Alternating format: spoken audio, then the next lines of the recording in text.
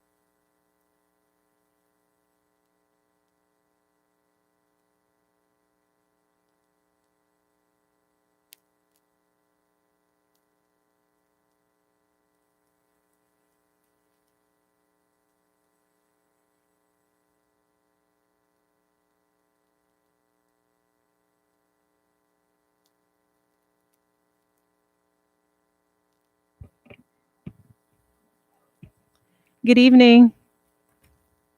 We're going to go ahead. Thank you for joining us tonight.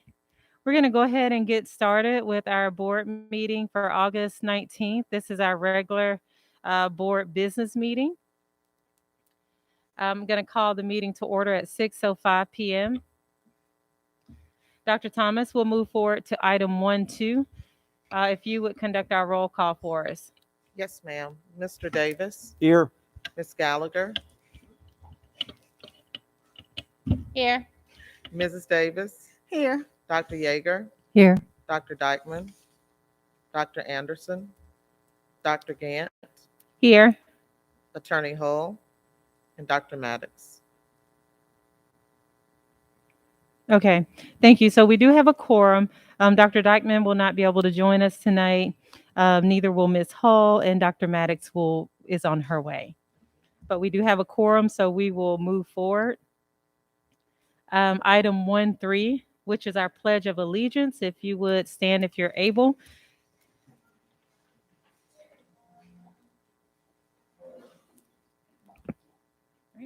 I pledge of allegiance to the flag of the United States of America and to the republic for which it stands, one nation, under God, indivisible, with liberty and justice for all.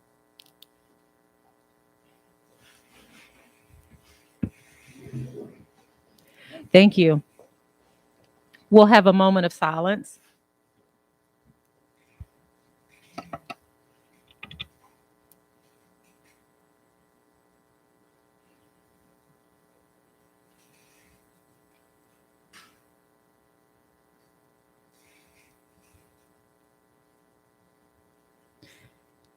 Thank you. We'll move forward this time, at this time, with our recognitions and awards. Dr. Thomas. Yes, our first recognition is Mr. Rick Parker. He is known well for being with the Athens Housing Authority, but he's here tonight representing the Rotary Club, and they have historically provided dictionaries for our students, and he learned from one of our board members that they were not aware of that. So he is here today to share information about that, and they have graciously provided you all with a copy of what's provided to our students. Thank you very much. As she said, I am here representing the Athens Rotary Club. Our president, Sarah McKinney, the president and CEO of the Athens Area Community Foundation, had hoped to join us. She had a 5:30 meeting and she wasn't sure that it would be over in time. So I'm going to go ahead and represent her. I have the great pleasure of having taken over this project inside our club recently. You have a dictionary in front of you. The dictionary project began in Savannah, Georgia, back in about 1995. And it's a small, tight-knit organization, but since its founding, over 31 million children across the country have received dictionaries because of thousands of volunteers across the country like our Rotary Club. We were fairly early adopters in this. We have run this program for almost 20 years. We began in 2002. And since that time, I actually called their office today and they were able to look up the records. We have distributed 19,714 dictionaries the third grade students here in the Athens-Clarke County area in the Clarke County School District. In a normal year, last year was not, but in a normal year, Rotarians go to each of the schools, work with the principals and third grade teachers, make presentations in the classroom, provide a dictionary for each student, and a nameplate that you see on the one-page handout we've given you that they put in the book that gives their name, and also asks them to put down their graduation date so that even in the third grade that they are looking forward to that particular day, and hopefully keeps them on track for graduation. We also provide a scoliosis brochure to help identify a treatable condition at early onset, and it's about this age where, you know, we need to be paying attention to this issue. As I said, we've done this for many years. It's our great pleasure to continue to do this. We are looking forward to this coming year and another class of third graders and their smiles when they receive their dictionaries. I want to say special thanks to the administration and especially to the principals and the teachers who have been an integral part of this effort for all these many years. So I hope you'll take a look at the dictionary. It's not only a dictionary, it has a gazetteer in the back half that has all kinds of facts, figures, data, including our country's founding documents. So it's a real resource to those third grade students. I'd be happy to answer any questions if there are any, but I promise to keep this short and just wanted to let you know that this program was working out there and it's a result of your Athens Rotary Club. So any questions?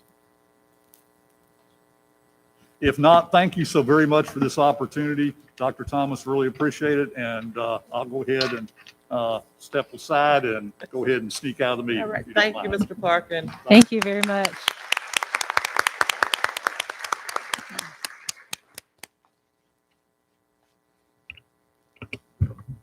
Dr. Thomas, Dr. Gant, board members, every month, you know, we celebrate outstanding educators, outstanding students throughout the Clarke County School District. And tonight we're going to begin by doing a little more of that as we welcome CJ Amison to the podium to announce some very special recipients in our schools, amazing educators. CJ, it's all yours. Thank you, Dr. Thomas and members of the board. I represent the Foundation for Excellence in Public Education in Clarke County, Georgia. Should I turn? I'm usually pretty loud, so. The mission of the Foundation for Excellence is to encourage, recognize, and reward excellence in the Clarke County School District. And we are, to our knowledge, the only foundation that is separate from one school system but supports only one school system. We are, we think, the only one in the nation that has that distinction.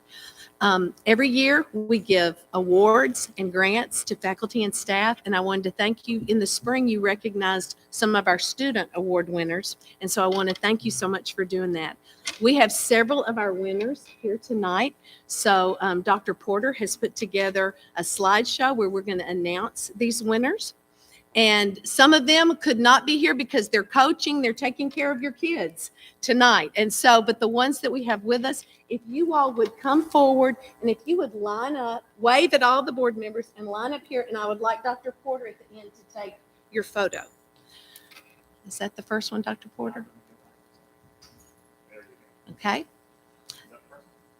Yes, that is. We have an endowment of over $1 million. And with the proceeds from that endowment, we fund these awards and grants, and all of our money is local. It has come from Clarke County citizens who love and support the Clarke County schools. And you may recognize some of these people as we go through this who have taught here or been supporters of the Clarke County School District. The Martha Coma Chair for Teachers of Languages, $1,000 for 2 years. Erin Tuggle from Clarke Middle School, and Erin is here with us.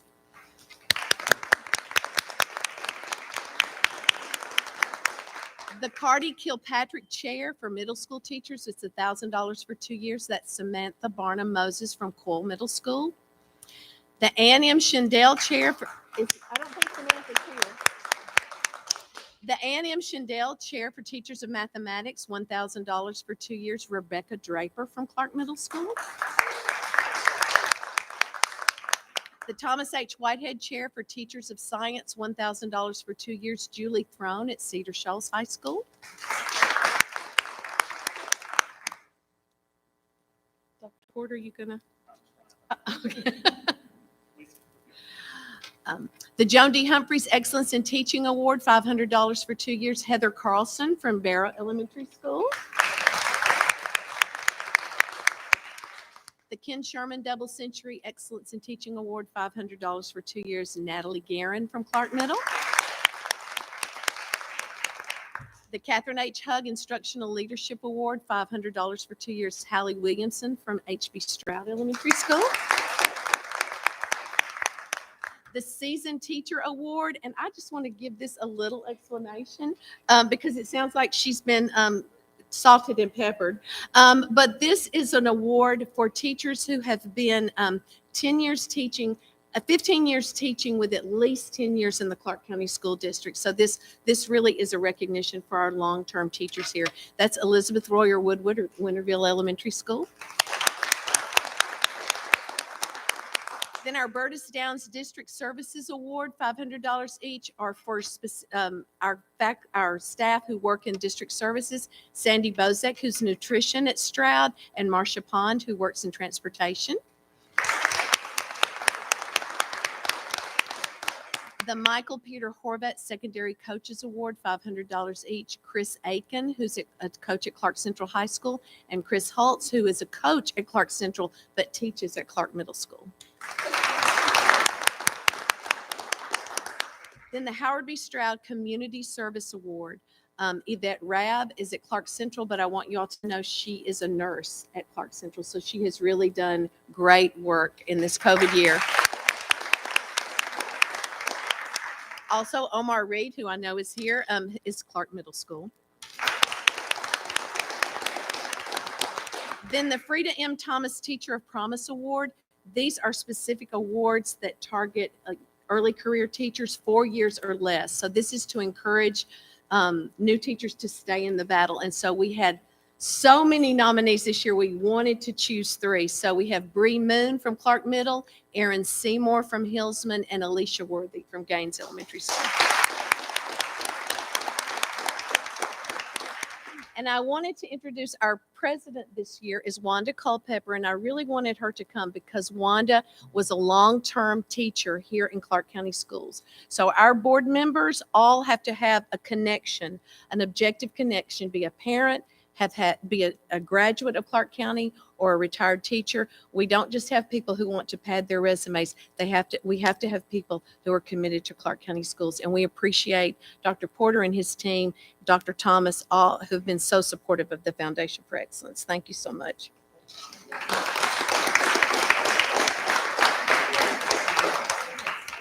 We're going to take a quick picture of ourselves.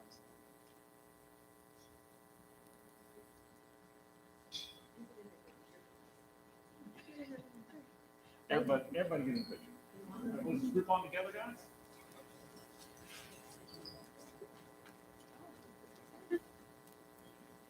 Oh, I can get all of you just like that.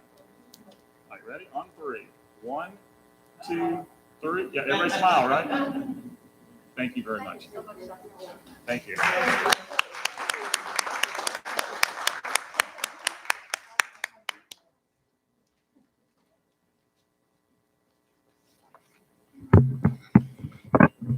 Over the summer, the Georgia Department of Natural Resources and the State Botanical Garden of Georgia sponsored the Give Wildlife a Chance poster contest as part of the 31st Annual Conservation Art Competition. The theme this year was Nature is Everywhere, which is a nice segue into the fact that several Clark County School District students are everywhere as winners in this exciting competition. All right, these include Jaden Molatutil at Barrow Elementary, first place, grades 3 and 4. Arrow Callahan, Barrow Elementary, featured artist. Flora Madondo Wells, Oglethorpe Avenue Elementary, third place, grades 1-2. Mia Clark, Oglethorpe Avenue Elementary, featured artist. And Valdemar Martinez Rosales, J.J. Harris Elementary, featured artist. I figured you might want to see a couple of these wonderful artworks. Very talented. I don't think I still can draw like that. I can draw closer to that, but not that good. Outstanding work. Congratulations to all the participants and the award winners.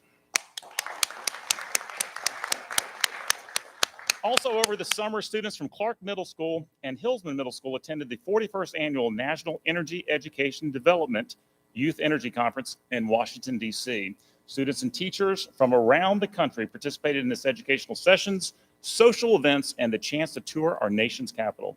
Impressively, Hillsman Middle School Science and Engineering team won National School of the Year for the junior level for 2020, and Clark Middle School's team snagged top honors as the National School of the Year for 2021. Very impressive.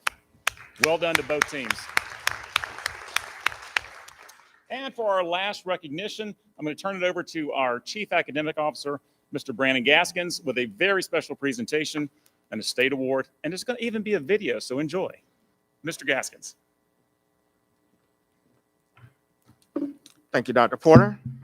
So the most exciting part of our job is when we have the opportunities to celebrate the achievement of our students, staff, teachers, and school leaders. So tonight, we would like to recognize the incredible accomplishments of J.J. Harris Elementary School. So we'll start the video.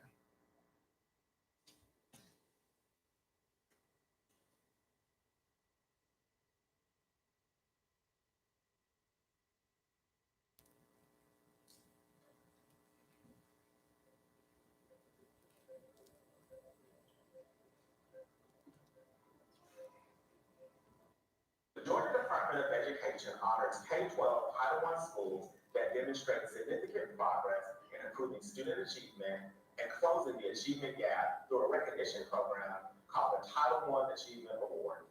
We are proud to announce that J.J. Harris is being recognized as a 2021 Title I Reward School. J.J. Harris is among the top 5% of all Title I schools in the state that are making the most progress in improving the performance of all student groups over the most recent 2 years on statewide assessments. My name is Beverly Harper, and I am the proud principal of J.J. Harris Elementary. Our staff works diligently each day to meet the needs of our scholars individually and collectively. I am most happy that the work is paying off for our scholars and the families we serve. I love the sense of community. The teachers, principals, and staff have supported my child as a scholar and as an individual. This is more than just our school. This is our family. We have continuously made instructional changes over the years as we have reviewed our scholars' data. I think our biggest change over the past 2 years is being deliberate with our instructional practices and really focusing on collaborating as a school community. In the face of many challenges, gaps in student achievement, family and community issues, and COVID, the faculty and staff at JJ have continuously brought a spirit of community, empathy, and perseverance in order to attack, conquer, and overcome each roadblock. What I enjoy most about teaching the students here at J.J. Harris is the sense of family we've created. This really does make a difference. When it comes time to challenge them to do something that may be hard or new, they're more willing to give it a try when they know they're in a safe space. To me, that's when real growth happens. I'm excited that my children are able to safely return to school face to face and have a positive learning environment. I am grateful that our children get to make memories even though they look different than before. We are proud of Dr. Beverly Harper's leadership and the dedication of her amazing teachers and staff. This honor is just one example of the amazing potential of our district and our commitment in serving academic and social emotional needs of all students.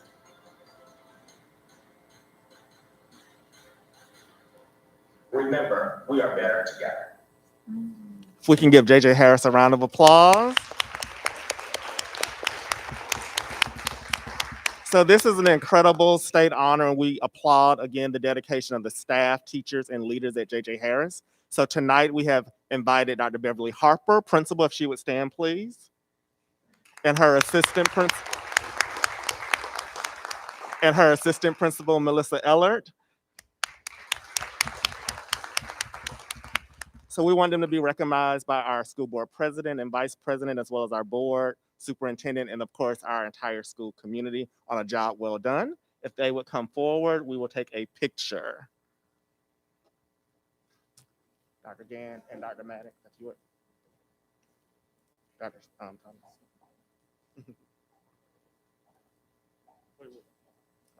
Yeah, right here.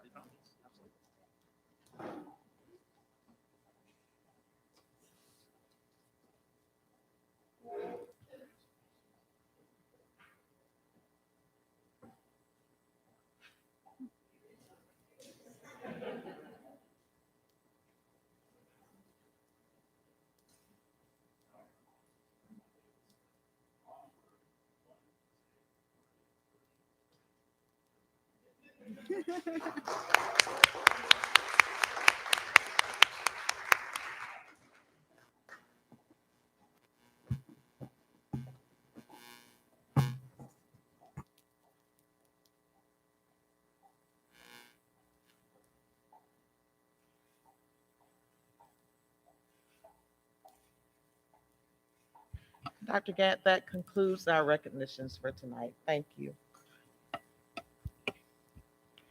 All right, wonderful.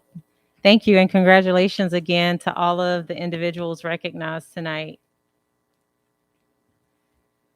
We'll move forward to item 3, and this is to amend and or adopt the agenda, and that's also item 3.1. The floor is open. I would like to amend the agenda to remove 11.7 and 11.12 from the consent agenda. Okay, that was 11.7 and 12. 11.12, Ms. Gallagher.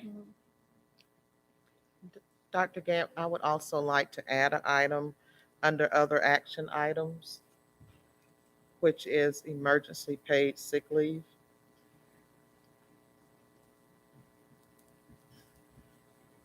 Okay, And I would like to remove item 12.4 from other action items.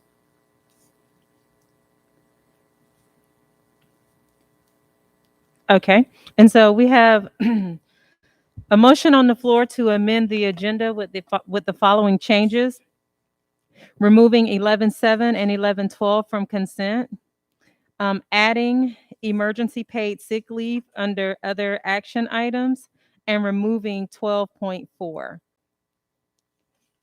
Is there a second? Second. Okay.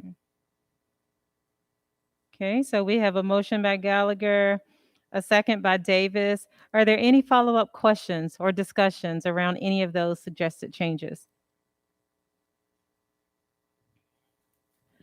All right, all in favor of amending the agenda with those changes that were named, if you would, say aye and raise your hands.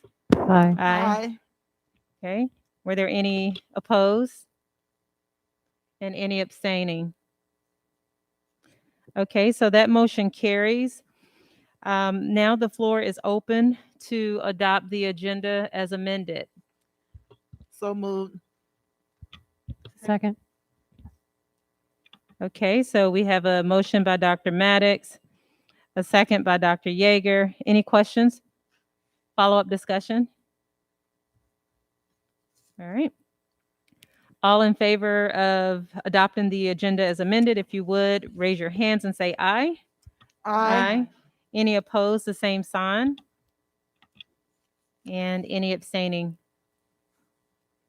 All right, so our agenda is before us as amended. We will move forward to our public comment. This is item 4.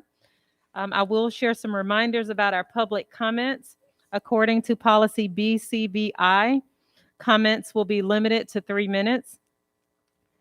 And at that point, remarks must be concluded. No speaker will indulge in personal attacks while speaking. All comments are to be addressed directly to the Board of Education. To protect the privacy of our students, speakers shall refrain from identifying specific students by name. Personal concerns may be addressed in writing to the superintendent or president of the Board of Education. Written copies of comments may be provided to the board as well. At the board meeting, school board members do not respond to questions or comments from the public. The district will respond to the public input as needed or appropriately within 10 working days. Okay, and so the first person for public comment is Kirsten Smoot, and Kristen Lee should be prepared.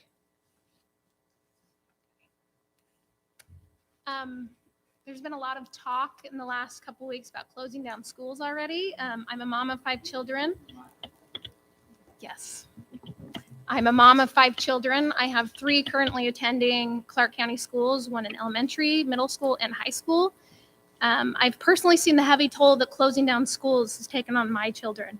And if I talk to other children, it's also taken a heavy toll upon them as well. I have family that live just a few miles outside of our borders, and they had regular school all last year. And their experience for school last year was far different than my children's experience. For that reason, I'm here to speak for myself, and I know many others who are in a majority that would love to keep our schools open. But there is a very loud minority of people who want to shut down our schools and stop our kids' education. The CDC says that K-12 schools should be the last thing to close in our communities. Everything else should come first before that. And yet, many in our community are calling for a shutdown of schools before we even have a chance to start out the year. I can tell you right now, my kids' teachers are fantastic. They did the best they could last year. The administration was wonderful. They jumped through so many hoops to make things work, but our teachers are not trained in virtual teaching. And so we gave our kids a subpar education last year. I'm a stay-at-home mom. I have small babies. So I was constantly on my kids, but there's many parents who don't have that option, who have to go to work and leave their kids home alone. By shutting down schools, we're essentially making it more difficult for those who are already struggling to get by.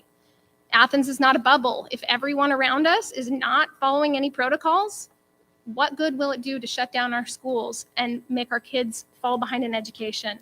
Another thing is mental health is just as important as making sure our kids are not taken by COVID or get sick with COVID. There's mental, emotional, and social things that make a child happy. And last year, in my own children, and doctors across the countries have made lots of reports that said kids are more depressed, have more anxiety, and more suicides happened last year because of the isolation they felt. Our kids, to me, and many other parents in our school districts, those benefits of a valuable education far outweigh the risks. The AAP said that only 0.2% to 1.9% of children, and they just released this last week, are hospitalized due to COVID. That's just the kids who get COVID. So that's a very small number. Those who choose to stay home, there's lots of options. There's the Georgia Cyber Academy. There's K-12. I don't think that we should shut down our schools and give our kids another year of a very little education. And I know that my kids' mental health and many other kids' mental health can't handle that, another shutdown. You guys have been doing a great job, I think, this year, coming up with different ways to make it safe for everyone. So I'm just asking you, please keep our schools open. Thank you. Thank you. Kristen Lay. And if Lizzie Saltz would be prepared.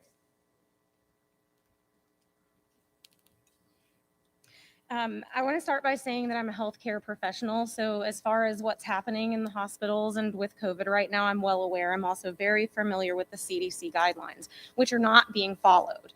So my concern is that, and I've addressed this concern via email, via phone with multiple people throughout the district and have gotten no answer.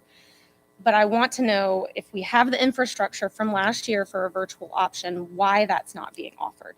I understand that it's not being offered, which is the only answer I've gotten so far. My question is why? When we have fully vaccinated individuals in the hospital right now on ventilators, and we have our most vulnerable children in these buildings not following the CDC guidelines, while the Department of Public Health is monitoring the numbers and the data, and it's not getting better. There are things, even the 3 feet, the CDC says that children should be 3 feet apart. If we're not able to maintain at least 3 feet between the children, then there should be screening testing. There should be temperature screenings. None of these things are happening.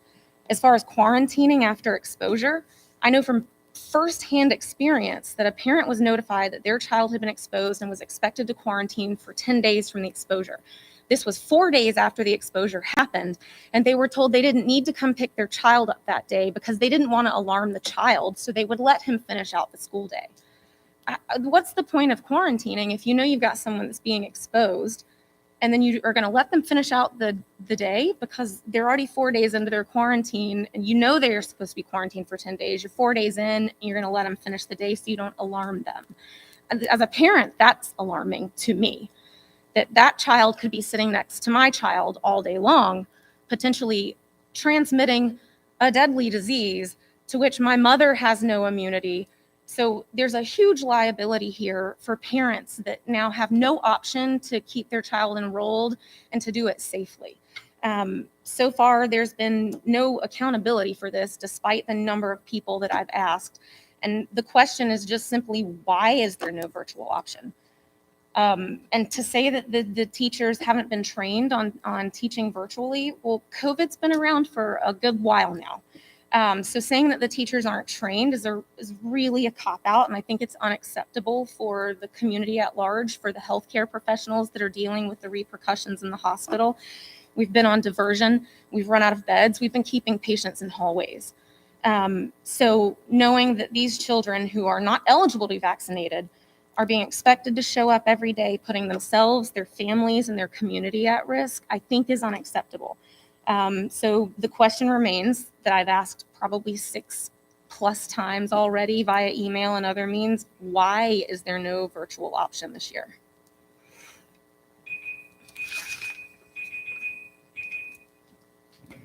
Thank you.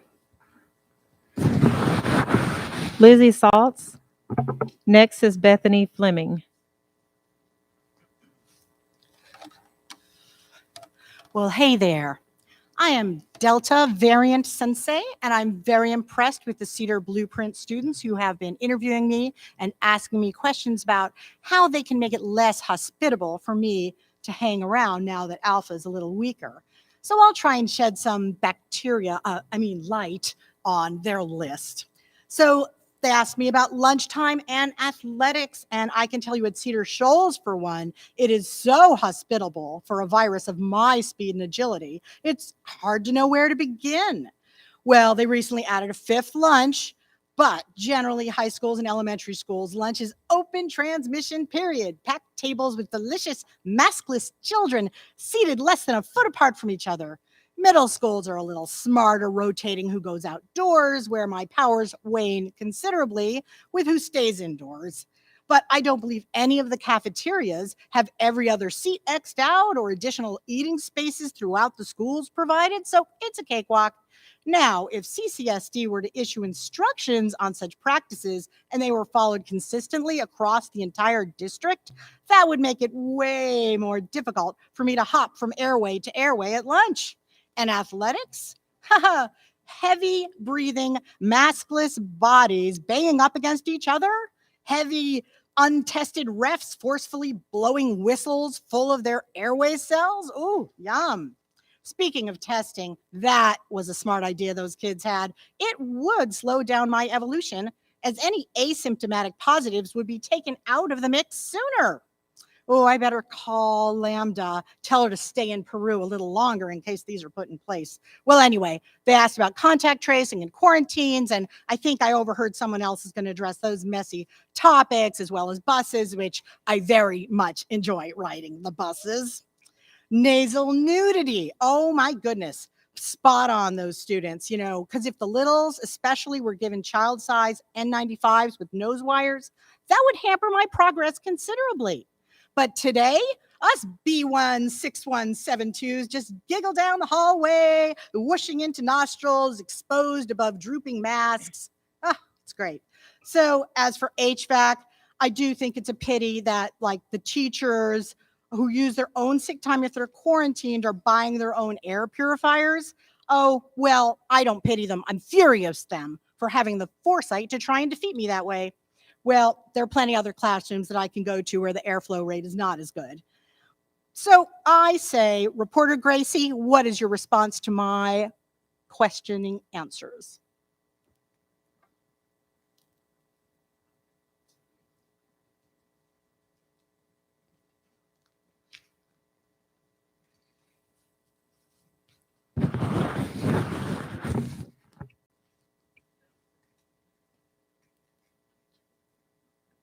Thank you.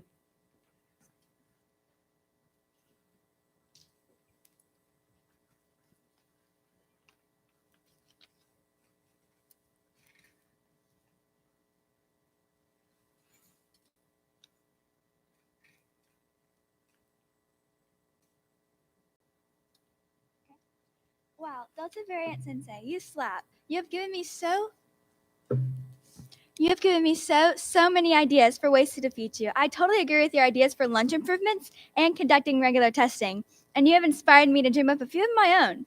What do you think about these virus blockers? Free N95s provided for all, including little kid sizes, and money for extra protocols for in halls to check for proper masking wear, with incentives for the elementary's kids like candy. Heck, that would be work on high schoolers too, come to think of it. An HVAC status chart everyone can read online that lists all the problems spotted at every school and a timeline that tells us when they hope to get fixed.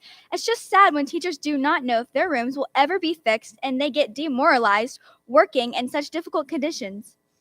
We know you folks in the upper admin are working crazy hard and long hours, but man, you gotta know, faculty and students' trust levels are low, low, low. In-person and Zoom town halls where only teachers and students could log on, but their privacy would be protected by email privacy and voice alteration. So yay. Could check in weekly and hear what problems people are having. They are afraid to speak out because of reprisals, and that leads to low morale, and this is implementing changes to make teaching safer and help us stay in school. And the COVID safety line, hire undercover inspectors to tour lunchrooms at all schools, and to make sure they are complying with sensible standards, upper admin should impose ASAP. Drop in Hvac clinics during school hours to help get middle and high schoolers vaxxed. Yeah, they would need parent permission first, but I bet brunch would do it. And speaking of vaccinations thwarting you,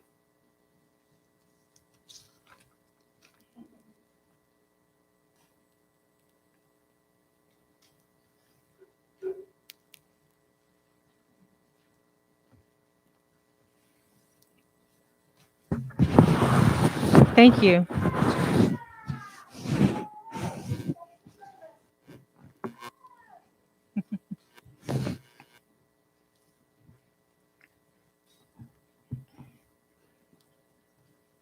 Thank you. We'll move forward to Laura Santiago. Laura Santiago. Cindy Pope. And after Cindy is Deborah Queen. Good evening, board members.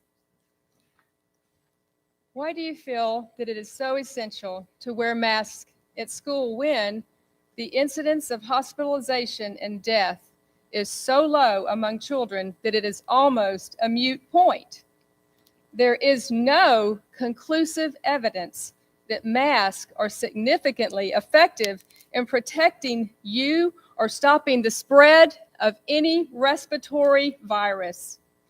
What about building up our immune systems and taking common sense measures such as not promoting fear and anxiety, which are known to shut down our immune systems, and instead promote personal agency, preventive measures, and hope instead of negativity and panic, while trying to control and ensure all participate in hygiene theater?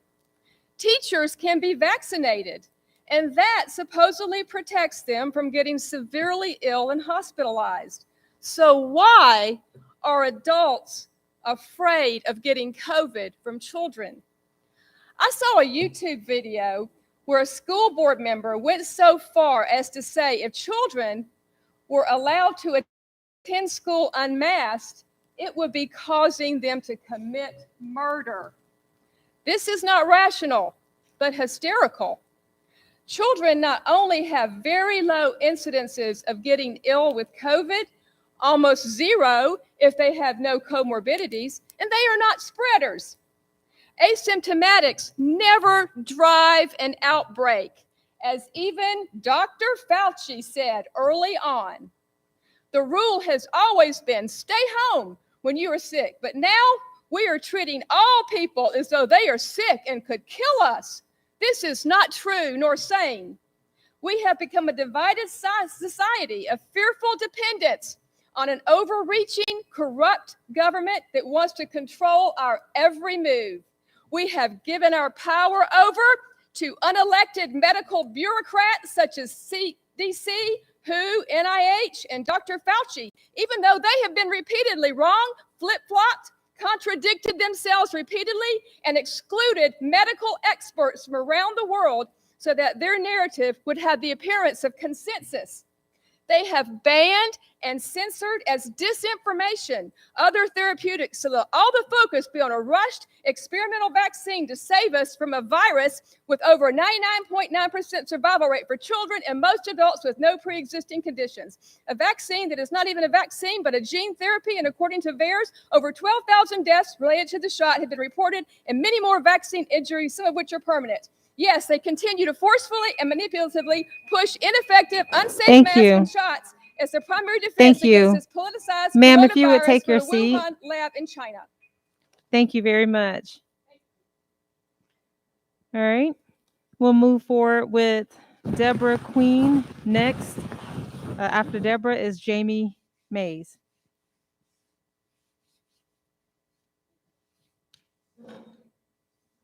Is Deborah Queen speaking? Okay. Jamie Mays. After Jamie is Katie Schneider. Good evening, board and cabinet members. I have been a parent in this district for 10 years, and I've seen our district go through many changes. As you all know, I am comfortable criticizing policies and procedures that are lacking in equity and justice. Tonight, I wanted to thank you for listening to the objections of parents in this district and increasing the pay for after-school workers, as well as working to increase transparency and better communicate the COVID data for our district. We are grateful for these steps forward. However, it has been a trend that we as the community stand waiting to hear the plans from the central office. We have waited for you to come forward with radical and creative plans that prioritize children and the people working in our school system. I'm confident plans are being made, but it appears that the district is responding to events rather than planning for events. This defensive-only approach is not sustainable. We need an offensive approach that uses foresight, creativity, and community collaboration to get ahead of this pandemic. I ask that the district proactively plan to prioritize the health, safety, and well-being of our school community. Neglecting to be proactive is like preparing for a flood after the water starts to enter your home. No amount of bailing out water will prevent it from seeping in if you haven't done the necessary work to ensure your home is strong and secure. I implore you to invest in our bus drivers. They are the first and last people to connect with our children daily. Without our transportation team, the school system would collapse. We need more drivers. Our drivers deserve more pay. Our children deserve more safety on their bus rides. I implore you to invest in our teachers. Teachers in quarantine are required to use sick days or go without pay for the days they miss school. This is unacceptable. The district found a way to go beyond the Federal Emergency Act last year by offering paid leave for quarantining. The pandemic is not over, and teachers need the district to find a way to do more for them to be able to act responsibly and stay home when exposed to the virus. I implore you to look to our overworked and battle-worn nursing team and invest in more nurses, dedicated contact tracers, support staff for the nursing team so they don't burn out and continue to walk away from their posts. After a year of this pandemic, they deserve more pay, more support, and more manpower in their corner. I implore you to reestablish the Parent Advisory Board, which has, as best I can tell, been inactive for 2 years. Connecting with these parents will give you necessary insight into the unique needs of our community. I implore you to seek the guidance and counsel of the Teachers Advisory Board. I know these professionals with a year's worth of experience teaching in a pandemic have wisdom to share with you in making plans with foresight. Most of the people who choose jobs in education do so because they love children. Don't exploit that dedication and love that these workers have for the children of our district. We cannot know what the future holds, but we can and we must make plans with foresight for what is ahead. Thank you. Thank you. Katie Snyder.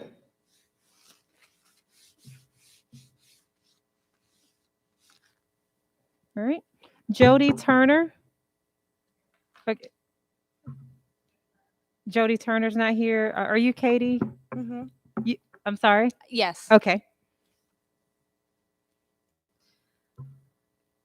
I come to you tonight with concern about the new quarantine policy that was just put out this Monday. My name is Katie Schneider, and I'm also coming to you as a mother of the children in the Clark County School District. I also come to you as a resident of Clark County for 15 years.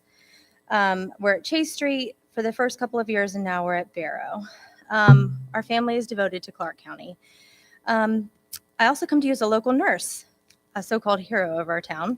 I have worked as an RN for 15 years at Athens Regional and St. Mary's in the ICU, and I work currently in the ER. I'm very well versed in the risk of COVID. I come to you knowing all the devastation of the virus, but right now I come to you as a concerned parent of the risk of our education of our children. Last year, I had the unexpected blessing of homeschooling my children due to Clark County going virtual. My child was diagnosed with a special need prior to COVID, and virtual was just not going to cut it for his special need. This was a very eye-opening experience for me, as sure you can believe. And then, of course, there's no secret as to what happened in the district last year when we were virtual. I'll actually quote Dr. Thomas in the article published by the Athens Banner-Herald on December 11, 2020, in regards to the board's decision to keep CCSD virtual. This was an error on our part, and we apologize for all the stress and anxiety that has caused everyone, end quote.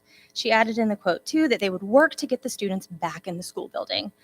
I was very happy to hear what we were going to be back this year. You don't need me to stand here to point out all the disparities of the virtual learning that happened last year. I spoke to countless teachers, paras, and other employees that all say the same thing. Everybody's so far behind. I say this all for one purpose. We lost trust in the school board of Clark County last year. We have doubts that the best decisions moving forward are for the education of the children. We understand that there's all this stuff about safety, and that's important. But we're concerned about the actual education of the children. How am I supposed to believe that that is the number one priority when you look at all the evidence from last year and all the education is failing? We haven't started the year off well. We continue to have knee-jerk reactions with fear-driven motives, and at this point, we are not even following the CDC recommendations regarding quarantine in the K through 12 setting. I got on the CDC myself, and it doesn't even recommend quarantining students due to an exposure if both children are wearing the masks. That was the point of the masks. With all that said, my real question is, how did the district come up with the policies in regarding to keeping children out of the classroom? Because we continue to keep them out of the classroom, and I want to keep them in. Now, my fourth grader's at home because of a vague quarantine exposure, and it's just not going to cut it. Thank you.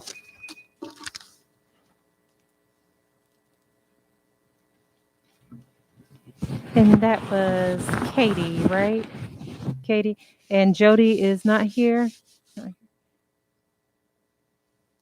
Okay.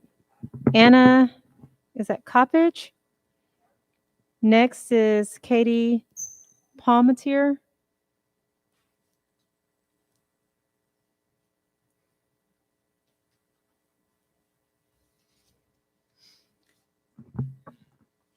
I'm speaking as a parent of 2 elementary-age children at Timothy Road. I'm not exaggerating when I say the word shutdown, when it's thrown out, there's a genuine PTSD for the majority of parents who had their children virtual for most of the school year. I personally saw my own kindergartner's mental health struggle last year in a majority virtual situation. A child that thrived and loved going to school each morning in pre-K at Timothy Road in 2019 started to resent learning, resent doing anything on the iPad. His teachers were wonderful, but they were not trained or equipped to be full-time virtual. Not only does this impact the mental health of our students, teachers, and parents, but this also affects us financially.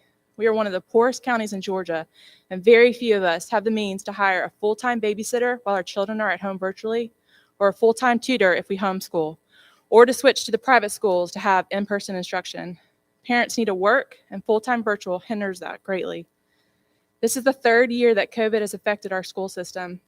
Meanwhile, every private school in most counties around us have continued with in-person instruction without major issues. We continue to be crippled by lack of planning and a reactive board instead of a proactive board.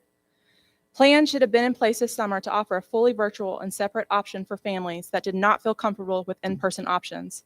This would have lightened the load of in-person classrooms, or at the very minimum, a CCSD promotion of the very solid options for free virtual school in this state, such as Georgia Connections Academy, should have been happening.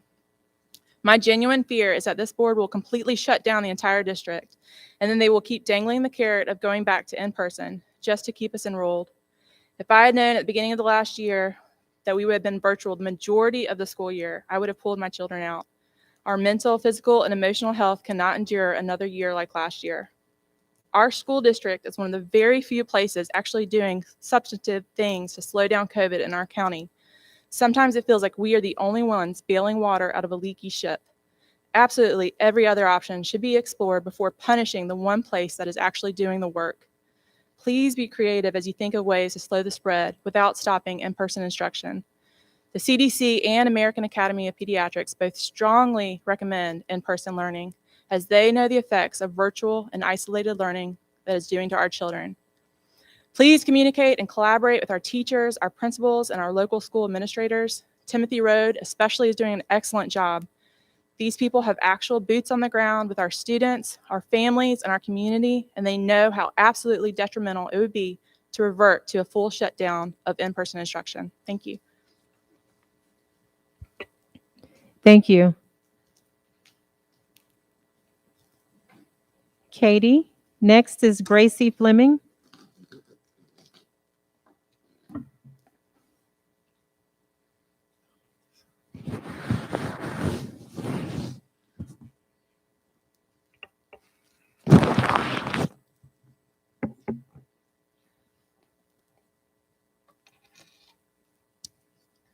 Good evening. My name's Katie Palmatier. I'm a graduate of this school district. I have 5 children, one of which who has already graduated. I have a 20-year-old that's at the Academy for the Blind in Macon, Georgia, and a junior, a senior, and a 6th grader currently enrolled in this school district. I am here tonight to ask you, plead with you, and beg you, please do not shut this school district down again. These kids cannot take it. We all want what's best for our kids. That may be different per household, per family. Everybody's got different priorities based on what's happening in their house. I can appreciate that, and I'm sure everybody else can. For those of us that are in any of the social media forums, we can see the amount of parents that are worried. They want you to shut down. Some of them have special ed kids that they're worried about that can't get the services if they're at home.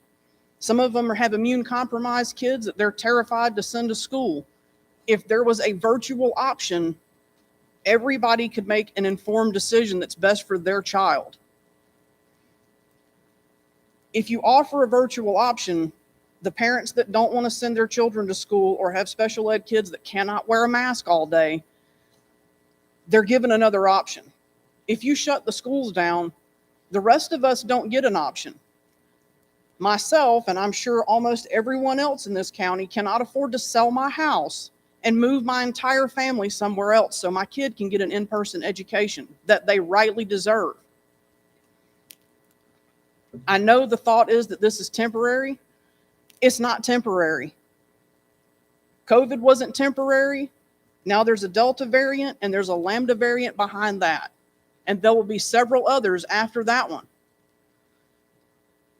I see in all of the forums, and I'm sure all the other parents do too, that everybody's response to that is, well, if you just got vaccinated. I got vaccinated, so did my family. I can't make everybody else get vaccinated, and neither can anyone else in this room, so that's not an option. What we have to deal with is the situation that we're currently in, which is some of us are going to get vaccinated, some of us aren't, and COVID's not going to go away. And in the meantime, our kids need to be educated. Please don't shut this school district down.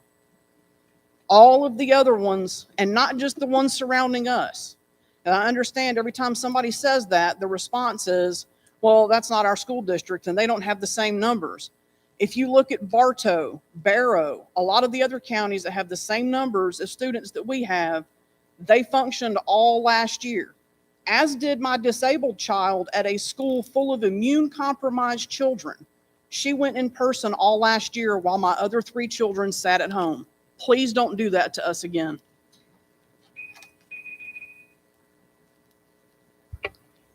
Thank you. Is Gracie Fleming? Oh, did she?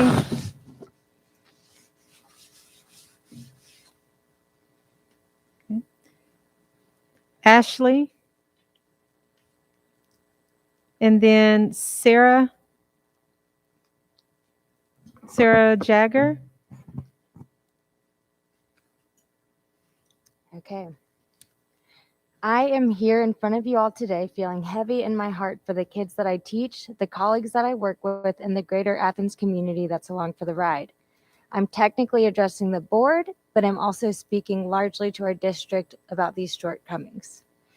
I'm coming in quite upset for the lack of forethought and pre-planning from district leadership that is leading us into the abyss of unknowns that is our future. I'm a teacher at Clark Middle. I'm exhausted and frustrated with the fact that I have to decide if I want to grade quizzes from Monday, get foldables ready for today, or construct my letter for this board meeting on what is supposed to be my free time. Ultimately, I ended up doing it all, and I'm tired, and I'm also very hungry. It's frustrating that many of us need to take time out of our already busy and draining days to advocate for our children, our families, and ourselves on a regular basis. This has been happening since the beginning of the pandemic and even beyond. This is not my responsibility, but I'm not going to sit by and watch our kids fall through the cracks. Stability can take care of our kids with past traumas and current traumas, and it doesn't seem like district leadership understands this. Kids are coming in and out of quarantine without access to synchronous virtual lessons, and they're falling behind. It's August 19th, and we have somewhere around 10% of our kids quarantined or out, and we have no plan for what the rest of the fall will look like. I suggest that we take a couple of weeks off virtual in September with adequate notice to parents for childcare, so that the school and district leadership can adjust accordingly to offer what we need to offer for the kids. I'm trying to skip some. If you aren't going to do it, please move over and let someone else step in. Our principal, Christopher Penley, and our APs have the brains for this, so maybe him plus a team could help. As mandated reporters, we're supposed to look out for child abuse in the form of neglect if we're exposed to it. I continuously feel like our kids are being entirely neglected by our district due to some absurd unwillingness to be adaptable and forward-thinking. Meanwhile, we have a new panic button that costs God knows how much, and what we need are disposable masks that fit kids' faces. We need higher pay for our custodians, parapros, bus drivers, and we could have used plant services planning for each school and setting up outdoor classroom and eating areas for us. That should not be on us to figure out where to put our kids. All of this can be done, and even if you make just one small part of this happen, it would feel like you're actually invested in our children. I did not see anything related to the pandemic on our school or schools, pandemic and our schools in this agenda, and I hope you all reflect on this tonight. Thank you, Dr. Thomas. I also want to know that it felt dehumanizing for pre-planning to be squished into 4 days, with one of those days being taken for science PLs for something that I will not ethically prioritize this year. It was a rough start to the year, and we're all spent just 11 days in. I want to try and highlight the positives like the mask mandate, but if I do that, I don't feel like a true advocate for the kids. Y'all are implementing retention bonuses, but you need to implement systemic change. This is ridiculous, and I don't like that y'all have MacBooks. Thank you. Unless you bought it. Okay. Is Sarah Jagger? Rebecca Floyd? Oh, okay. Sarah? I'm sorry. Are you Sarah or? Yes, I'm You're Sarah. okay. Go ahead. I'm sorry. Thought I made that clear. Yes. Hi, my name is Sarah Jagger, and I am here to speak on keeping our schools open. First off, I want to thank all of the teachers, the staff, the administration, bus drivers, everybody. I know that you guys are navigating a very difficult situation and that your jobs are harder than ever and that you all are doing your best to keep everyone safe. I have lived in Athens for about 25 years. I have an older child who attended CCSD K through 12, and my youngest child just started pre-K this year. I'm also seeing a lot of reports of COVID cases in the schools, and it seems that from what I'm seeing online, at least, a lot of people are jumping to close the schools. And I feel like that should be one of the last places to close here. Closing the schools without a countywide lockdown will not be effective because study after study has shown that community spread is greater than school spread. They show even that a lot of kids are not necessarily getting it at school, but they are bringing it to school. If we have people eating in restaurants, drinking at bars, and going to concerts and street festivals, which Twilight is next weekend, Athfest is coming up at the end of September, then kids should be able to stay in school and they should be able to go in school in person. Even if kids are not in school, they are not going to be isolated and they will be in other places in the community where they can still catch and spread the virus. So we're not necessarily protecting them from the virus. And it also has the potential to cause a lot of other harm, taking them out of school, in-person school. I know that specifically for my family, I'm a local business owner, and the vast majority of families that I know and that I've spoken with, both in person and online, it would be an incredible strain financially and otherwise if the schools were to close because we cannot work from home and we cannot have our child with us during the workday. I realize that there is a lot of unknowns and fear, and I share those concerns. However, as of right now, it does not seem like this presents severely in most cases in children. I understand parents wanting a virtual option, and I have learned that there are free virtual options online right now. I don't think a lot of parents are aware of that, but they need to be presented that option so that they can keep their kids at home if they want to. We absolutely need to have a virtual option for families that want to have their children at home and are able to do that. Everybody needs to be supported in what works best for their family. So I think that taking an either or approach to this is a mistake. I know that's what happened last year. It was, we're going to be in person or we're going to be virtual. It's got to be one or the other. It doesn't have to be that way. I also keep hearing about the exposure notifications and quarantine policies not being effective, not working well for parents. And it seems like the best investment that we could make at this time would be weekly testing and contact tracing consistently. I just feel like that is the best thing that we could be doing right now to know exactly where we stand at all times. Of course, making time, outside time for lunches and outdoor learning should be a priority, even if we have to bring in temporary structures. I know Leisure Services has a lot of event tents that could be used. It's not going away anytime soon. Thank so we you. have to figure out other strategies other than just shutting down. Thank you.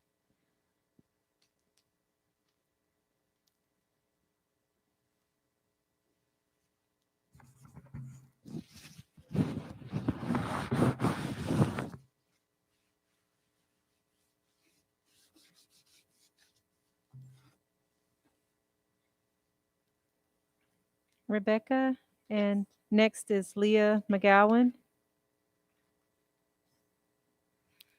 My name is Rebecca Floyd, and I've been the orchestra director at Cedar Shoals High School for 8 years now. I would first like to acknowledge how much I appreciate CCSD's choice to take COVID seriously. My husband teaches in a different county. He doesn't feel as safe at his job. I believe CCSD has handled the challenges of the pandemic better than most school districts. I have a few concerns, primarily ventilation and contact tracing. Cedar Shoals continues to have rooms without functioning HVAC. I understand that our HVAC has been improved, but it was terrible before the pandemic, so improvement doesn't bring us to the standard we probably need now. Air is not, it's great if we have new filters. If the air is not circulating, it doesn't do much for us. I purchased a HEPA machine for my room with my own money. It's not big enough for my space. We need appropriate machines in all our rooms. UGA has done this. Can we use our emergency funds that way? It's frustrating that we waited until after school began to move towards tents for lunch. Why are we hesitant to move outside with instruction and meals? Why can't we meaningfully improve ventilation instead of bandaging our ailing systems? I do think our school nurse is amazing. She's working tirelessly. There's just no way for her to keep up. I know I love my administration. I think they're working very hard. So it's hard for me to come and speak like this because I am really grateful for many things about where I work. But as a teacher, I expect to be notified when a student in my room is positive for COVID. I know the workings of my space. I know my class and my kids better than a seating chart can convey. Please, can the district's explicit policy state that teachers and bus drivers will always be notified of cases on their buses, in their classrooms, whether or not they're considered a close contact? I know who talks softly in their mask and who I need to lean over to 19 times a day. And I have an unvaccinated child at home that I want to be mindful of. Can we supplement and support our nurses' contact tracing efforts? Parents need to be made aware that vaccinated students are not necessarily being notified of exposures.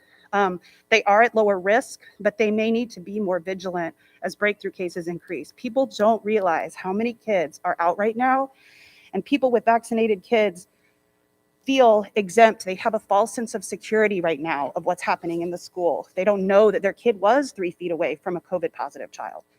Our students who are missing weeks of school need more support to keep up with their classes. It's time to talk about an online option for quarantined students.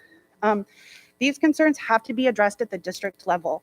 When things are left up to each school to tailor, inconsistencies of enforcement, the different sizes of the student bodies, the physical spaces that are different in each building lead to inequities. Different things are happening in different places, and it's confusing. Teachers feel out of the loop and confused. If we care about equity as a district, we will have a strong central policy that's funded, that's consistently enforced, and then we can operate safely. And if we can't do that, it doesn't feel as safe as we could be. We're so close, I feel like, to being really good at this, but we have to close up some of these gaps. Thank you. Thank you. After Leah is Laura Santiago.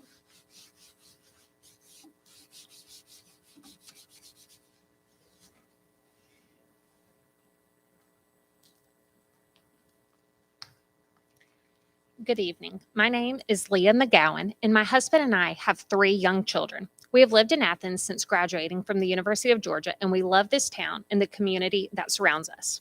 Last year would have been our first year in the Clark County school system, but due to the school board opting for our schools to go virtual at the start of the year, we enrolled our children elsewhere.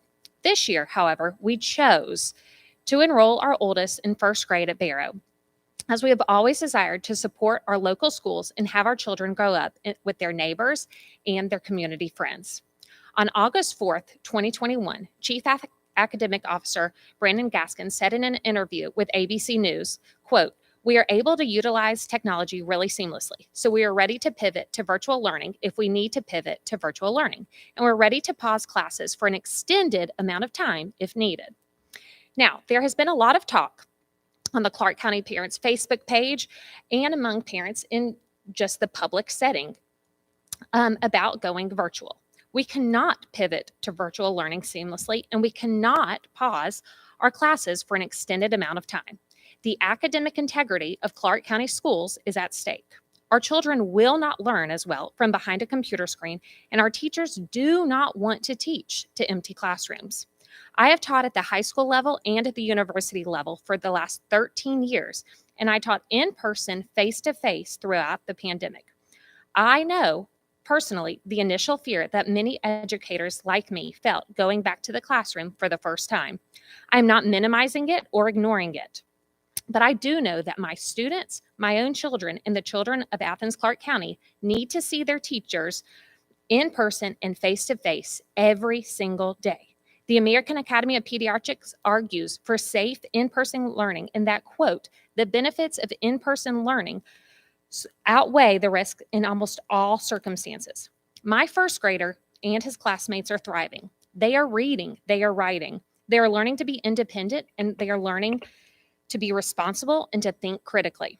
They're also learning how to make new friends and how to be good friends. They are enjoying their lunches together, outside or inside, and they are enjoying their time on the playground. Please keep our children in school. They are thriving, and we do not support a move to virtual school. We know the risks, and we still want our children in school with their classmates and with their friends. Thank you.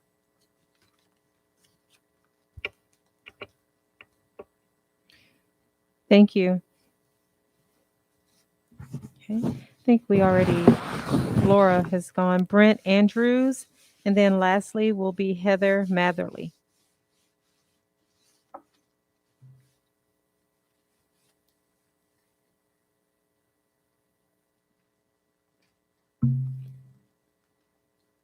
Thank you. I read this letter on behalf of the 2020-2021 Teacher Advisory Board Leadership Team, Chris Woodward, Halo Smart, Bryn Andrews, and Caroline Allums. We understand the desire for a normal year. That's what all of us want. A little over 2 months ago, the district released a video and Facebook post speaking on this desire, further stating that masks would not be required at any grade level. Given the reality of our situation, we obviously had to make a change. We're now in a situation where we need to make another pivotal decision. Parents, staff, and students and staff want to remain in school. Therefore, we need to create the necessary safeguards to protect our district's employees who are working in person. Currently, there is no dedicated leave for staff to take if they need to quarantine or be out due to COVID. Instead, they must use their own limited sick leave. While we recognize the need for staff members to be in school as much as possible, many staff are hesitant to quarantine or get COVID tested because they're afraid to use sick leave that they may not have or may need to hold on to. Some district staff could easily exhaust all of their sick leave for the year if they need to quarantine just once. Others, such as new mothers, already have 0 sick days because they had to use them for maternity leave.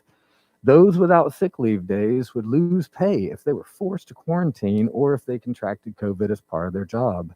Teachers are extremely grateful for the district vaccine distribution in April. However, we are finding that many of the teachers who are using their sick leave have breakthrough COVID cases.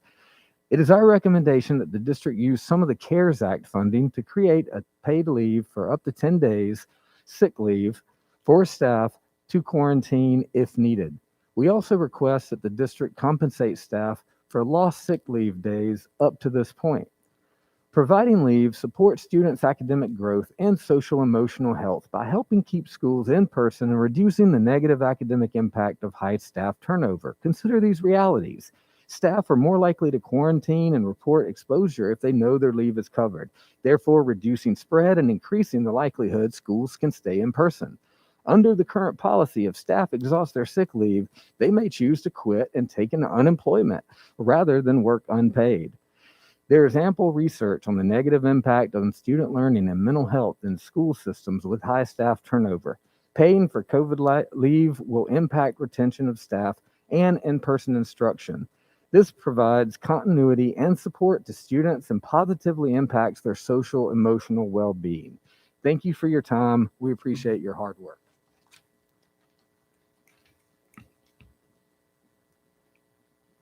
Thank you. Heather Matherly.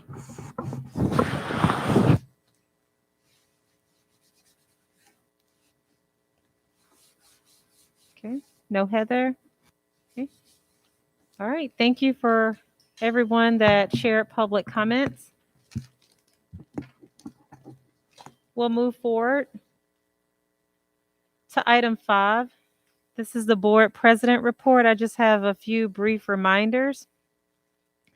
One is just wanted to be sure it's on your radar that I mentioned this during our last work session, that we will, I'll be in touch and sharing the information with you and hopefully beginning conversations, hopefully next month, but I still need to speak a little bit more with Dr. Thomas and Dr. Maddox about ways in which we recognize individuals who have contributed significantly to our school district. Second reminder is Ms. Palmer has sent out an availability poll so that we can reschedule our retreat. If you would, please try to have that completed by tomorrow, if you can, by close of business, so that we can know and start planning and moving forward. Thirdly, the results from our survey, our governance survey that was pushed out to the community, those results are in. I have reached back out to GSBA to see if they would be willing to come and facilitate a conversation. And I will be forwarding that information to the board just so that we'll at least have it in preparation of that conversation. And then lastly, I've asked Mr. Pruitt to just share an update that he provided for us regarding the local declaration that the mayor has made and the implications for our meetings.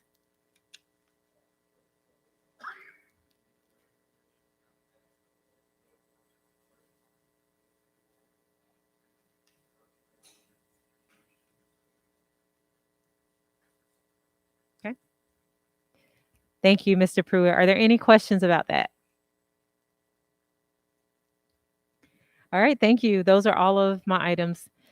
Dr. Thomas will move forward with the superintendent's report. This is item 6. And item 6.1, your remarks. Yes, ma'am. Thank you, Dr. Gant. I wish I could be as quick as you were. I will be close to it. Just a couple of updates I wanted to share that we have collected applications for our student advisory board, and they are amazing. I don't know how we're going to choose. We have over 25 students who have applied so far, and the thought and information that they've shared and their ideas just help to ground us on why we do the work that we do, kind of like the presentation today about J.J. Harris. It just takes us back to student achievement and growth and how brilliant our students are and the potential that lies within them. So I'm really excited about working with that group. We met today with the new TAB advisory board, the leadership team of that group, and we already, I feel like, got off to a good start. Mr. Gaskins and Olive Cabinet, he organized the meeting, but Olive Cabinet was there to meet with that group, and we're really excited and starting to set up what our agendas will look like for meetings moving forward starting in September. PAB, Mr. Omar Reed, who was just here receiving an award, he's out there waving, is our new PAB president. And we have met with him. He and Mr. Lawrence Harris met to discuss next steps and moving forward with that group. And so they are working on the design of what their meetings will look like and will share with us the dates when they want us present to participate in those meetings. So that is an update on our advisory boards. And then we have the 4th advisory board. That's a compilation of all of those that came out of the Cognia recommendation. And those dates have been set as well for us to begin. We'll meet with them quarterly. A update on our school opening. I'm sorry, I have so many tabs open of things to share with you all. Our current enrollment without pre-K is 12,744 students. And I think if I'm reading this correctly, that's down about 700 students from the last school year. Is that right? It just says 710 seats. I'm not really sure what. Oh, thank you. Okay, thank you. We have 710 pre-K enrollment seats. So our current enrollment without pre-K is 12,744, 710 seats in pre-K right now. And then our Athens Community Career Academy has 264 students. We do still have 19 teacher vacancies that we are trying to fill, and we are meeting the needs of those students currently with proximity learning. And if you have questions about that, which you're going to hear a little more about from me in one second, Dr. Blankenship has been working with that company, and she can answer briefly any questions that you might have. But they are helping to staff vacancies for us in areas that are needed. We have our virtual learning program, and currently we have 10 virtual adjunct courses offered. And those are ranging from high school literature, economics, biology, geometry. So a various number of courses are being offered, but there are 10 currently with adjunct teachers teaching those courses. And then we have 3 virtual learning facilitators that are supporting our students in those classrooms. Proximity learning, and I will allow if ask Dr. Blankenship if she wants to just come up and briefly talk about proximity, but we have reached out to them to secure 300 seats for students in K-8 of families who would prefer a virtual option for their students. They do provide synchronous instruction, and so we have reached out to secure that option for our families. And in meeting with Mr. Gaskins and Dr. Blankenship, we will get a survey of interest out really the first of next week to see what families are interested in that option. And then we will be able to utilize proximity learning for that. If you could just give like a 2-minute overview of who they are, kind of what they do. Sure. So Proximity Learning is a division of a company that we already use, ESS, and they provide live synchronous instruction that is video streamed to students. And sometimes those students are sitting in a classroom, such as the three classrooms that we are beginning to use them in. And other times it is to students in other locations, either in their home or wherever they happen engaging in learning at that time. So they have several different models that can be used. And like I said, we have engaged with them for 3 teaching positions, Spanish at Hillsman, computer science at Bernie Harris Lyons, and a music class at Gaines Elementary. And those classes should be, those virtual teachers should be starting up here in the coming days and weeks. I think one was getting ready to start in this next week, and then within the next 2 will be following that. So we have, as Dr. Thomas said, reached out to them to talk to them about the virtual learning option. There are several school districts in the state that are already doing this. Muskogee County is one that we've been referred to look at as a potential model for how they're doing that. And so we've done that, and we're waiting on the quote to see just exactly what the financial cost would be. But that is certainly something that we can look at using our ARPA funds to support. And an added benefit of proximity is they offer also, I think, 2 levels of tutoring. Yes. So for students who are on quarantine but are going back into the classroom and do not need the full course option, we can also utilize the tutorial component to help them during those brief periods of instructional need when they're home during quarantine. Right. So the two tutoring options, there's a regular tutoring option where you would have a virtual room that up to one to 3 students could be tutored to supplement the instruction or the classwork that the students are getting from their teacher. And then they also offer a high dosage tutoring option that we could research to see if that would be something that we would want to use with our students who maybe are lagging behind due to the learning loss that they may have experienced. So that could be something that many districts look at using that in conjunction with their MTSS process. So that's not the piece that we're looking at currently for tutoring. We're looking at something that would supplement or not supplement, excuse me, but support a student's learning while they are in quarantine. And I believe maybe not 2 weeks ago, 3 weeks ago, I included some information on proximity learning in the board update on Friday.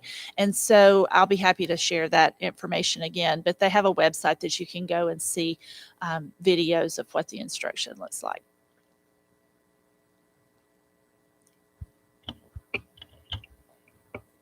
Thank you. Questions? I do have a question. Okay. So of the 3 classes that you mentioned, how many of those are we currently offering virtually? You said Spanish and something else. Spanish at Hillsman, Mm-hmm. computer science at Bernie Harris Lyons, and a music specials at Gaines Elementary. So they're providing teachers or virtual? It's a virtual teacher. Proximity is virtual. So are we currently offering those? So we are in the process of getting those teachers in place. So the instruction hasn't started already. They have had substitutes in those classes or other staff members at the school covering those classes. But within the next 1 to 3 weeks, all of those will have the virtual teacher video streamed into the classroom.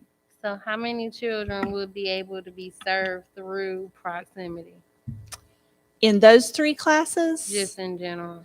In general. Right, are you talking about be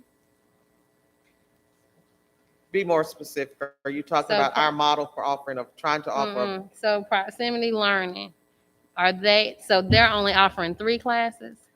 So no. So we're Okay. using proximity learning right now for vacancies where we do Right. not have teachers that were hired. So we have 19 teacher vacancies. In the majority of those, the classes, I mean, the principals, I can't talk, have been able to get those classroom staff. So they may have pulled an EIP teacher or Mhm. another academic interventionist. So they are being staffed. But we have 3 that we're having to use proximity learning while we continue to look for staff to fill those vacancies. And that's the Spanish, computer science, and general music. So those, every student who's assigned to those classes will be served in that model. And then there will be another adult in that class providing face-to-face supervision, but the instruction will come from a certified teacher through proximity. Wait, Certified so, in that subject area. so they're in-person virtual learning? So the students, I think I Okay. see where you're going. So the students are actually sitting in our classrooms. Because they're at school. But Okay. we've not been able to find a teacher Mhm. certified in that area to teach that class. Mhm. So we will video stream the proximity learning teacher into the classroom, and there will be a classroom facilitator in the classroom, like a para-level, In the classroom. to help the students and pass out papers or take attendance, So maybe in the work music with a class, small they're giving out group. the instruments, they're, you know, Right. so we have the materials and things in the classroom, but we don't have a teacher to staff those 3 classes. Right. So to answer your question about how many students are served, I don't know exactly how many are scheduled for the computer science class at BHL, but it's a connections class. So there's 12 sections, all 6th through 8th grade. There are approximately 60 students that are being served at Hillsman with high school Spanish. And then at Gaines Elementary, again, it's a specials class. So they're teaching a full schedule of elementary students every day. And then for the virtual program offering that we're looking at for K-8, it would be, as Dr. Thomas said, up to about 300 students. That's what we're just kind of planning for, and we'll know Mhm. more after we get that survey of interest out to families. So is that in addition to Edgenuity and Georgia Cyber Academy, our innovations for this year?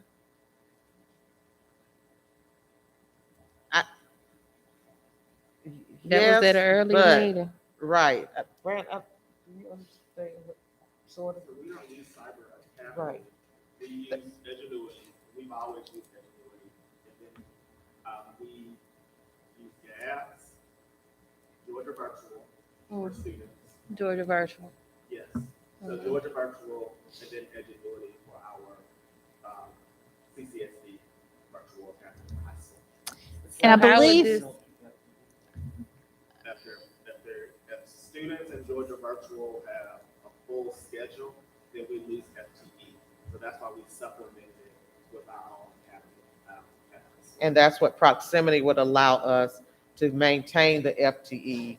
So for families that are wanting a virtual option, if they went to like Georgia Virtual full-time, then they're no longer our students. Proximity would allow us to have a virtual option while we still work to build that out effectively in-house. It would give us an in-house option for families who want a full-time virtual choice now. But Edgenuity wouldn't do that? Edgenuity is for middle school and high school. Mhm. It is not an ideal choice for middle school because it's primarily asynchronous. Mhm. So proximity would be a K-8 solution for that. and it's synchronous. So the instruction is happening at the same time every day. It's just like they're going to school. They're just not doing it from the school building. So what did we approve Edgenuity for? Just for high school? Yes. But we didn't approve Edgenuity. The Mhm. board did not approve Edgenuity. We always use We approved Edgenuity. funding for Edgenuity because I remember having a long conversation about it. Can you say that again?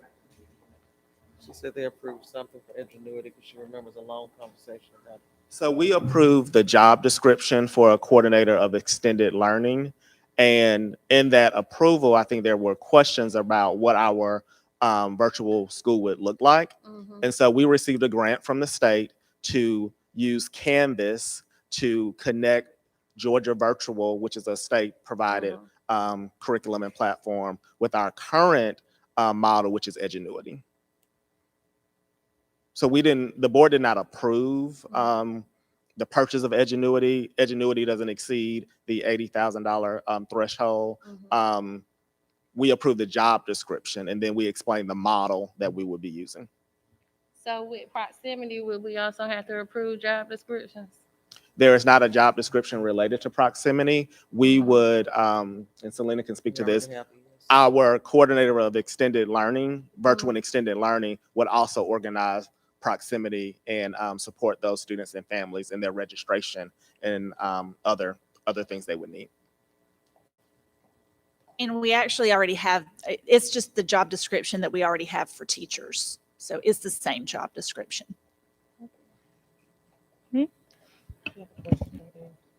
Any other questions? Okay. I'm a little confused. So the proximity model, those educators, those teachers, they're not hired and vetted by CCSD. Is it like a package that you purchase with a vendor that then coordinates all the teachers and stuff, or?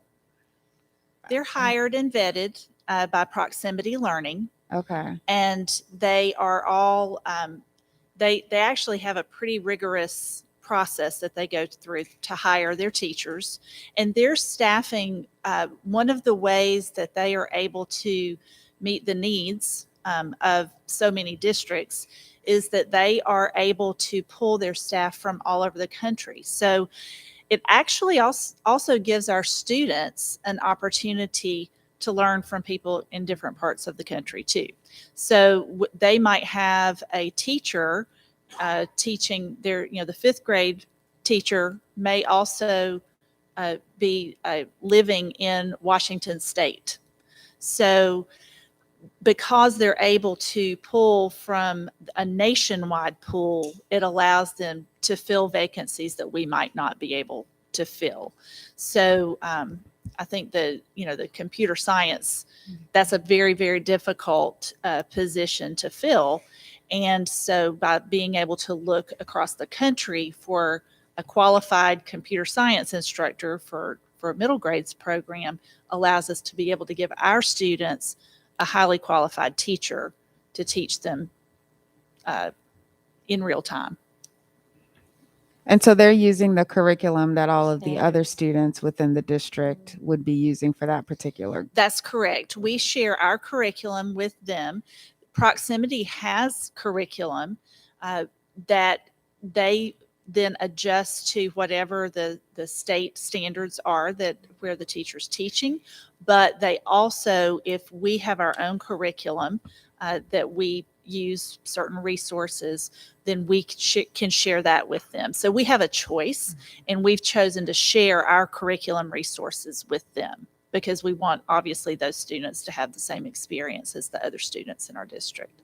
And then my last question. So then do these students, so let's say all 300 spots are used by parents. Do those students have the access and an opportunity to engage with what's happening with their school? So Yes. parent-teacher conferences and, all of the things that happen in school that you love as a parent and a child, will they get those if there's a teacher from Washington State who's teaching them? So I think that's a yes and a no. On the yes side, those teachers will do whatever we expect of our teachers that we want to ask them to do. Like, for instance, participate in professional learning communities. There's a place where we needed to indicate that we want them to to participate in professional learning communities X number of times a week or a month. If there are other types of things like parent conferences that we expect, that teacher would do parent conferences with those students. As far as the other kinds of activities that go along with a school, I can't really say yes or no, because I would think that if I was a parent choosing a virtual option, I'm doing that because I don't want my child in the school setting at the time for whatever reason. Maybe they're immune compromised, or we have somebody else at home that is.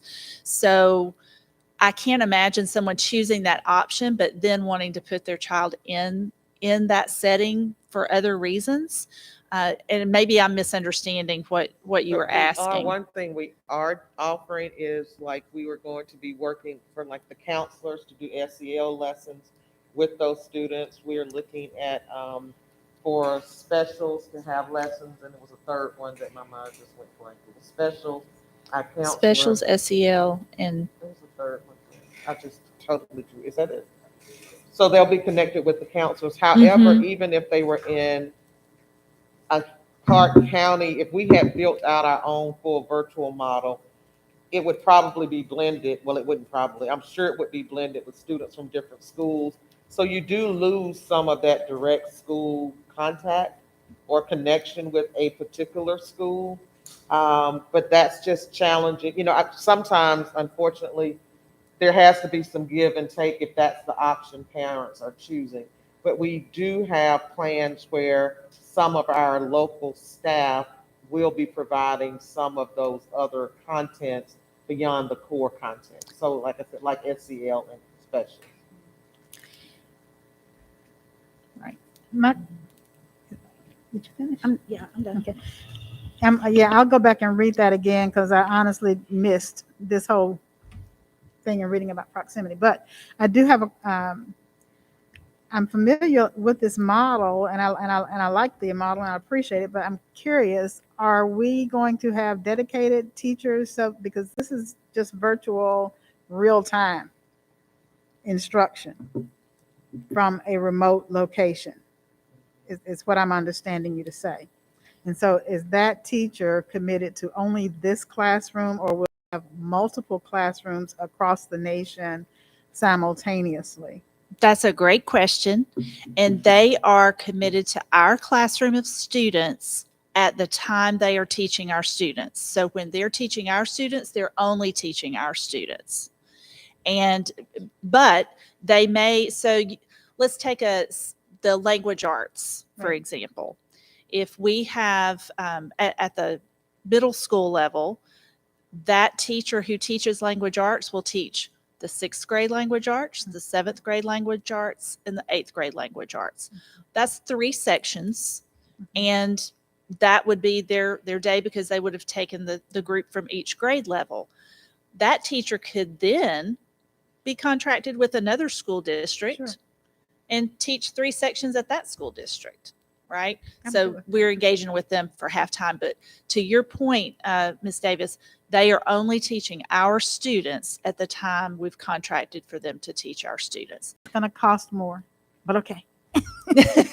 It's actually, not that we are looking, we would rather have a teacher physically present in the classroom. That's the first goal. But it is not, it does not cost more for us so we have that salary sitting there, right, that we're not using on a teacher that's physically present.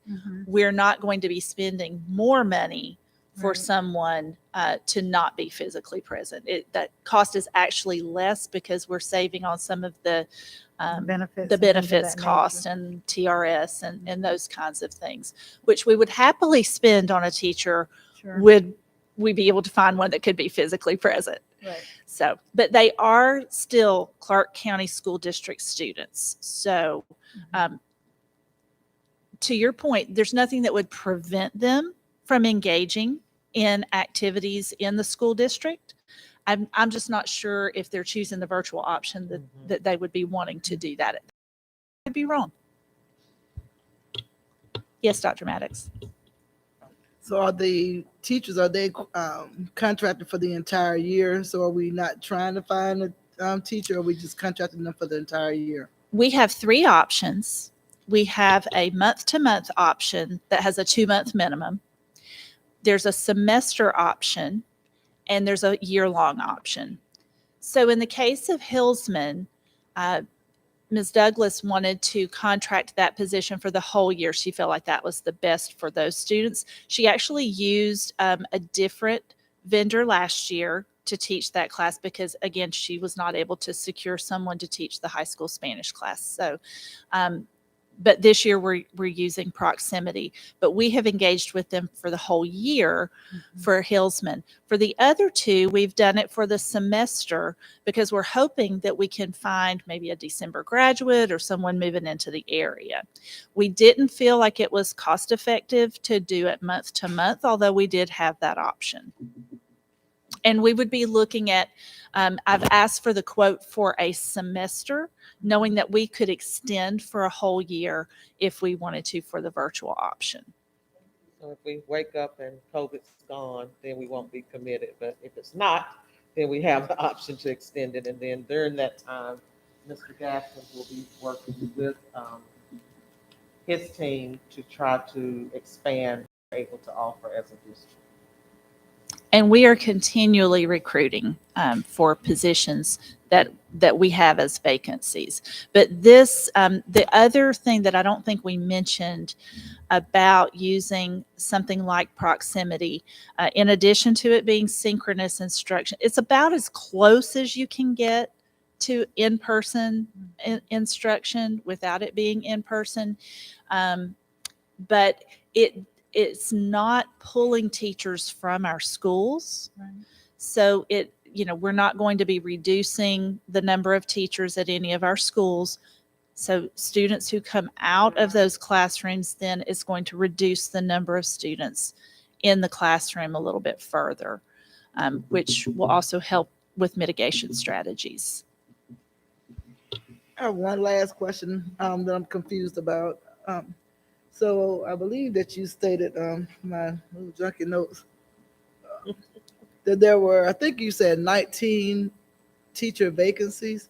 Okay, so 19 teacher vacancies, but we are only using Proximity for just 3. And then we have other staff that's filling in for the other 16 vacancies. That how that's working? Yes, ma'am. So we have a combination of situations. In some cases, we have hired retired teachers to come back and fill in as long-term subs in those positions until we can hopefully find someone suitable to hire. We have also found other certified long-term subs that have come back to fill in those. In some cases, our schools have been able to rearrange and address student needs. While it would be wonderful for them to have the additional staff members, they are able to meet the students' needs right now with the staff that they have, because they've been very creative in how they're scheduling students and doing so. Mm-hmm. I got one more, but it's for Brandon.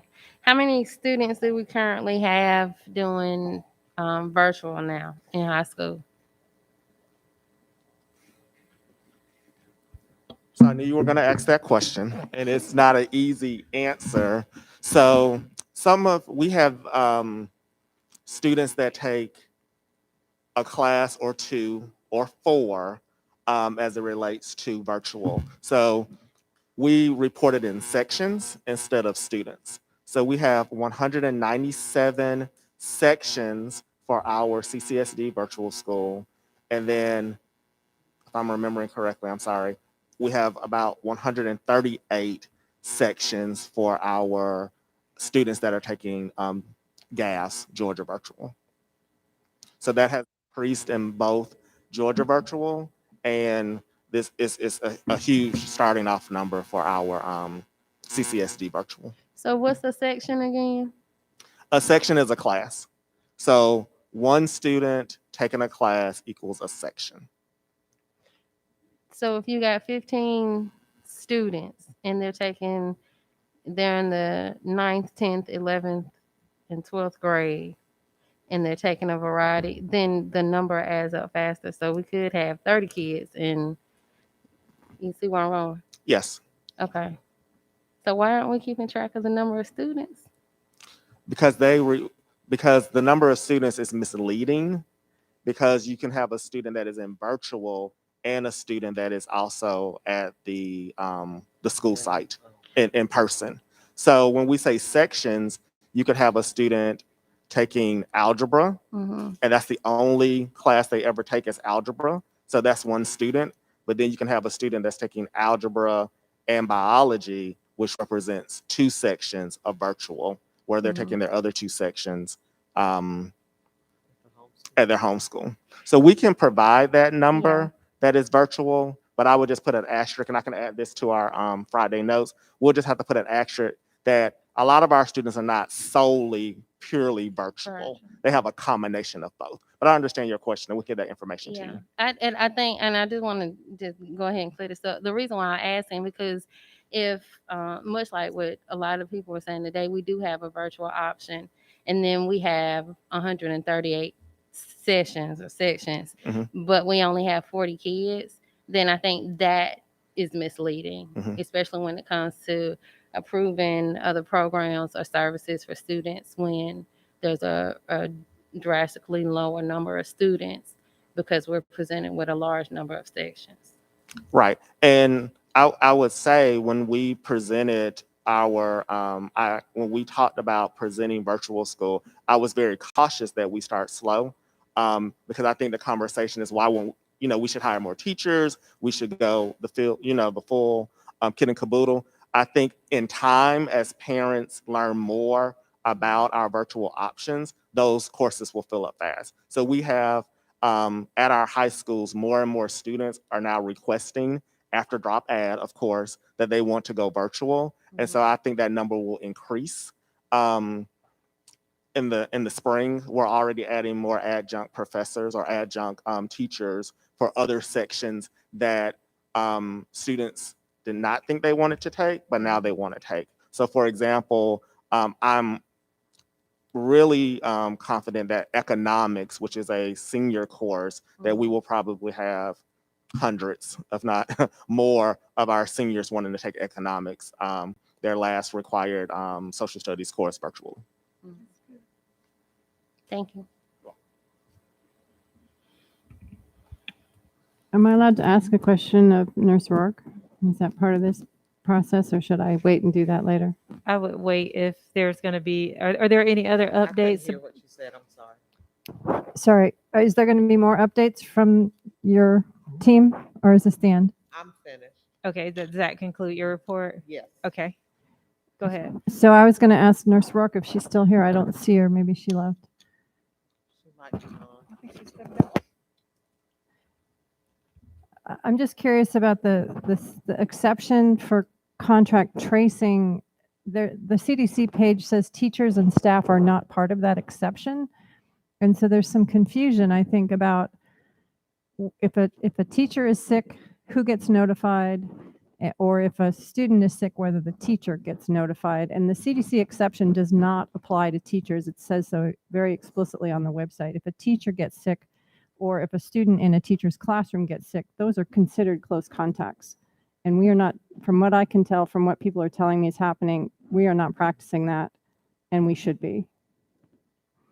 So I would love to hear, and I found her answer, or someone's answer to my question, my COVID question, in the Google Doc, and the answer is not correct according to CDC. So I'd like. We have our COVID meeting tomorrow morning, and I will look into this and we can get the information to you in your Friday board update. Great, thank you. Could we also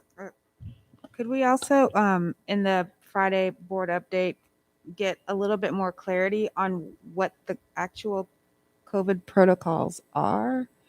I looked through the emails, and it doesn't seem clear to me that I understand what happens from the point of positive case to 2 weeks down the road, I'm hearing from teachers more information than I think we're getting as a board. And so I'm having a really difficult time coming to terms with that. And I thought we were going to get a presentation from Nurse Rourke today, and now that's not happening. So I just think we need more clarity on what exactly is happening with the safety protocols. And Is that from the last board meeting? I'll get information because I was out, so I don't know. Mhm. I didn't know there was supposed to be a presentation today, but I will. Well, we did recommend, party of one, No, member of one. No, I thought she Yeah. was going to speak with it. In fact, I've Yeah. been telling everybody, all the parents and teachers who've been talking to me, I've been like, wait for tonight. We're going to get a presentation tonight. And then Yeah. we didn't get one. So I don't know. I There's thought some, that's why she was here, actually. So right. was I very thought that's why she excited was about here that. too.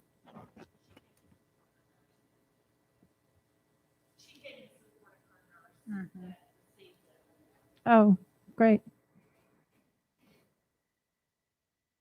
So I think, so now that we're together as a board, I think that would be something that could be helpful. I do want to remind the board that it is very, very important that we operate as a unit. So just because I want information or I'm requesting information is really important to try to get some, and that conversation may have happened. I was off the grid for a few days, so it may have very well happened. But I do want to just remind us that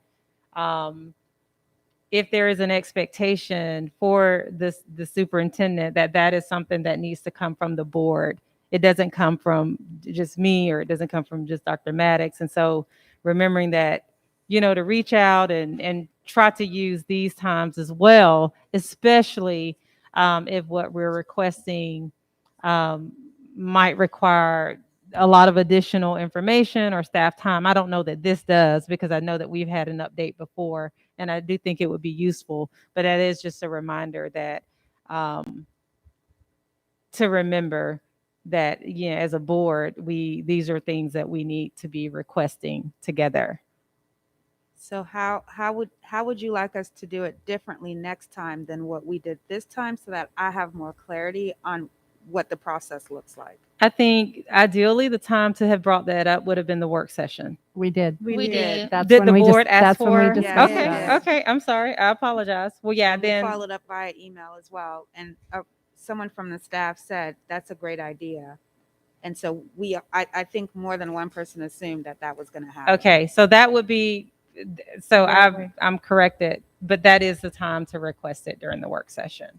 So And it may I have been a apologize. I was not miscommunication. here at the work session, so we will follow up and figure out what transpired. I think I hear everyone here saying they didn't get that understanding, but we will get clarity. And I'm just trying to think, and I don't want to think on the spot of the best way to address that. I mean, one of the things we could do is have her do a recorded presentation and get that information out to you all.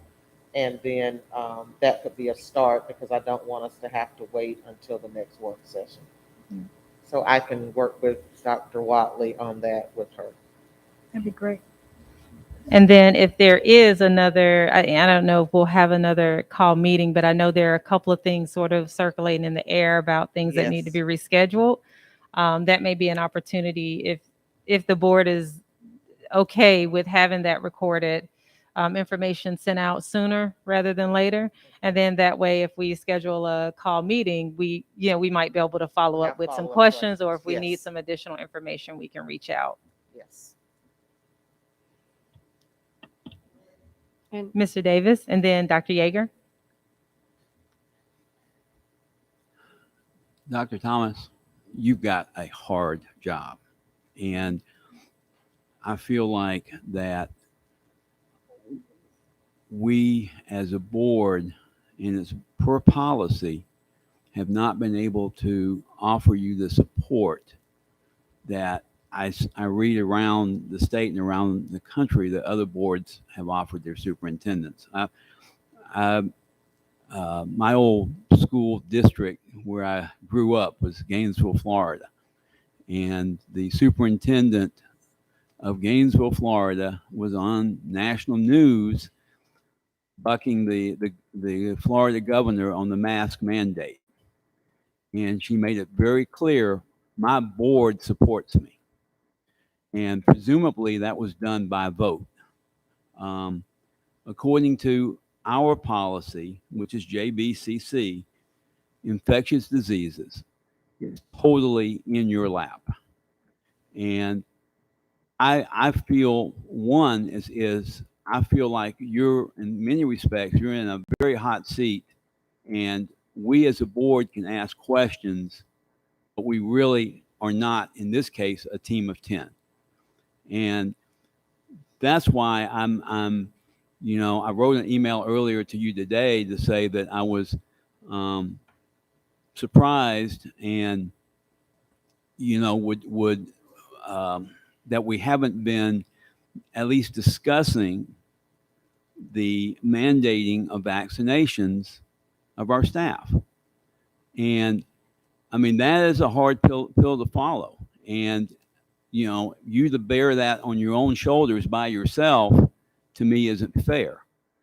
But when Fauci says that all teachers and staff should be vaccinated, when the National Education Association has reversed itself and says that all teachers and staff should be vaccinated, when our local hospitals have determined that all staff are to be vaccinated, you know, I'm not, at this point, I'm not even advocating it, but I do think that it should be up for discussion. And I understand why it's not. But that doesn't mean that it's prudent not to. You know, I would love to be able, and I know we all would, to be able to say, well, you know, next month we have just reached the peak. But of course, we can't say that. And I don't think there's anybody in this room that feels real confident about that. And I think that you know, part of what I heard tonight, which I think is just kind of the icing on the cake, I mean, just the top surface, is that parents and teachers, they want schools open. But they want us as a school district to take every possible step we can do to ensure that our students are safe and that our staff is safe. And to me, one thing that we can do that is very kind of like, to me, low-hanging fruit is to survey the staff, teachers, custodians, staff, and find out how they would feel if themselves and their coworkers, if vaccinations were mandated for this school district. And that at least would give you an extra piece of data to know before you step into something, how big a step is it? So I'm just putting it out there for the board. As I said in my email, that's an operational decision because of policy JGCC. But I don't think it's a fair policy in a situation where we have never, this is unprecedented. And when they talked about infectious diseases in that policy, I don't think they had this in mind to going on for a third year of school. So I appreciate you listening to me. I'm not even really asking you a question, but I'm just telling you up front, and I'm telling the board that I feel like you have got all this on your shoulders, and there's so many other school boards who have taken much more active role in burdening both the, you know, taking the criticism. These people today were addressing the board. Actually, they're all addressing you. And, you know, everybody on this board knows that more than probably most people in the community. And I just don't think it's fair of this board to leave you in that position. And so, but I wish there was a consideration about surveying the staff as to mandating vaccinations, because that's one step that we haven't done yet. Thank you.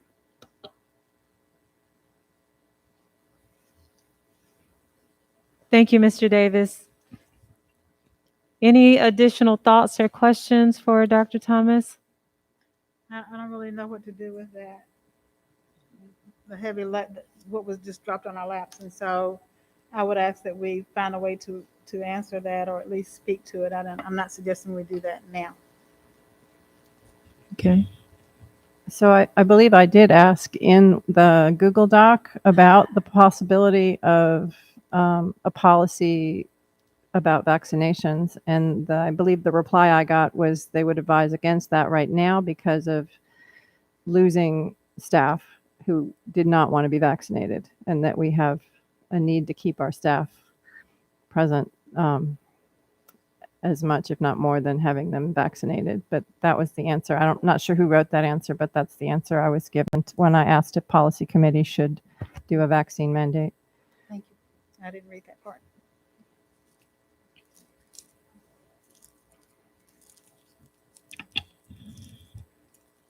Additional questions or thoughts?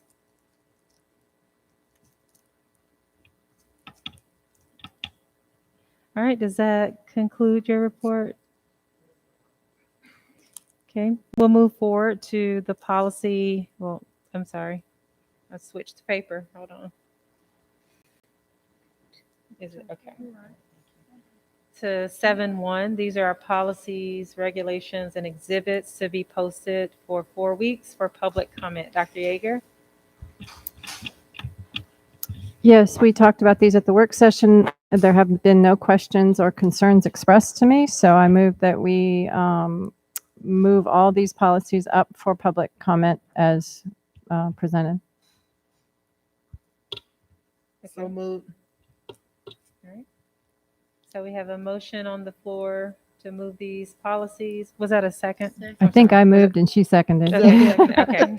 Sorry. Any questions or discussion? Okay, all in favor for moving the policies listed in 7.1 up for public comment, if you would raise your hands and say aye. Aye. Aye. Any opposed? And just for the public, this is the dress code, the walker and rider policy, student suspensions, and professional learning opportunities. All right, so that motion passes. Moving forward to 8.1. These are our policies, regulations, and exhibits to be either adopted, rescinded, revised, or reviewed. Yes, thank you. So these are the 4 policies that have been up for public comment, and there have been no public comments. They are policy adoption, media centers, seclusion and restraint, actually in media center reg. And there has been no public comments and no questions or concerns that I'm aware of. So I would move that we adopt, rescind, or revise as proposed. Okay, we have a motion on the floor. Is there a second? Okay, motion by Dr. Yeager, second by Dr. Anderson. Any follow-up questions or discussion?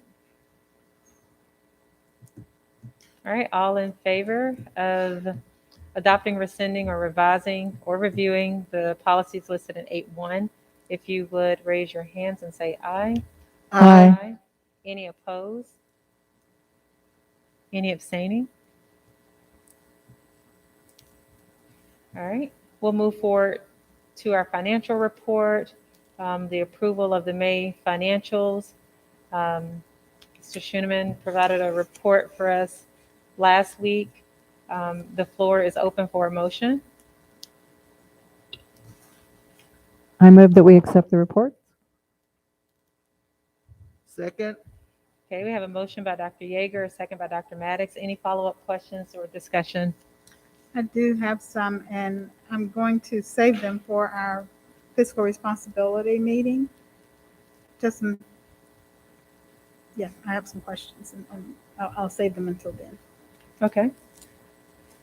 Any additional questions or thoughts? All right, all in favor of adopting the financial reports listed in 9.1, if you would raise your hands and say aye. Aye. Aye. Any opposed? Okay, we have one opposed, and did any abstain? Okay. Moving forward with our personnel recommendations, in 10.1,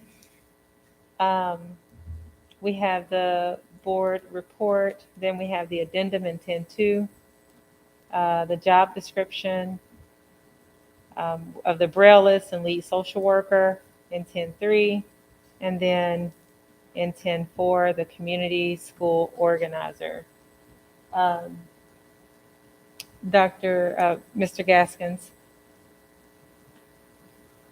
these personnel recommendations, is it your recommendation that we adopt all of these or at one time, or we should probably do these separately? So with 10.1. 10.1. Right. I think we can, if it's the will of the board, adopt 10.1, 10.2, and 10.3 together. And then I believe we pull the job description for 10.4 separately. Okay. And we can vote on that one separately. Okay, so the recommendation is that the board take action on 10.1, 10.2, and 10.3. The floor is open for a motion. So moved. Okay, Dr. Maddox made a Second. motion. Was that a second, Mr. Davis? Yes, Okay. ma'am. Second by Mr. Davis. Any questions or follow-up discussion? Okay, all in favor of adopting 10.1, 10.2, and 10.3, if you would raise your hands and say aye. Aye. Aye. Any opposed? Any abstaining? All right, we'll move to 10.4. Is there any additional information that needs to be added at this time at 10.4? Okay, the floor is open for a motion. So moved. Second. Okay, so Mr. Davis made the motion, Dr. Yeager, second. Follow-up questions and discussion. So this is the community schools position, is that right? Community school organizer. Well, that job description changed from our work session until today, and we still haven't had a conversation about that. My concern, as I expressed, I think on the spreadsheet, that I'm concerned about hiring permanent employees for a program that we haven't adopted as a part of our strategy. And I'm curious as to why we didn't opt to have a temporary person come in to help the already permanent person that we've hired to do this data gathering prior to, again, the board acting on us having a community schools model and understanding the depth of that program. I see a lot of duplication between the community schools person and some of our community and family engagement people. And then we also have other people in the community that are doing a lot of the work that's being listed here. So I think this bears a conversation. Okay, so is your question about the temporary position or the position changing? Because we did discuss this at our last work session. There is no temporary position. This is No, but you suggest, or your questions yeah, my related suggestion to? was that it not be a permanent position with benefits, because if we decide this is the way to go, now you've got 3 employees you got to do something with. And so we have already hired one or approved one hire, for permanent hire. I would think if we're just having someone to assist that person in data gathering, that could be performed by someone else. That's my recommendation. Okay. I did not see a response to that. If somebody answered it, I just missed it. So It was Mr. Harris's understanding that you all had spoken and you had gotten clarity, so he thought it had been, did you all meet or talk by phone? we talked about it, but it didn't change my question about why is this a permanent hire when the board hasn't taken a position on community schools and what community schools means to Clark County. Unless I missed that discussion. Now, if we've already voted that or somehow approved that, then okay. And I can follow up with him because I did speak to him and he told me that you all had talked. And so I think he thought your questions had been answered.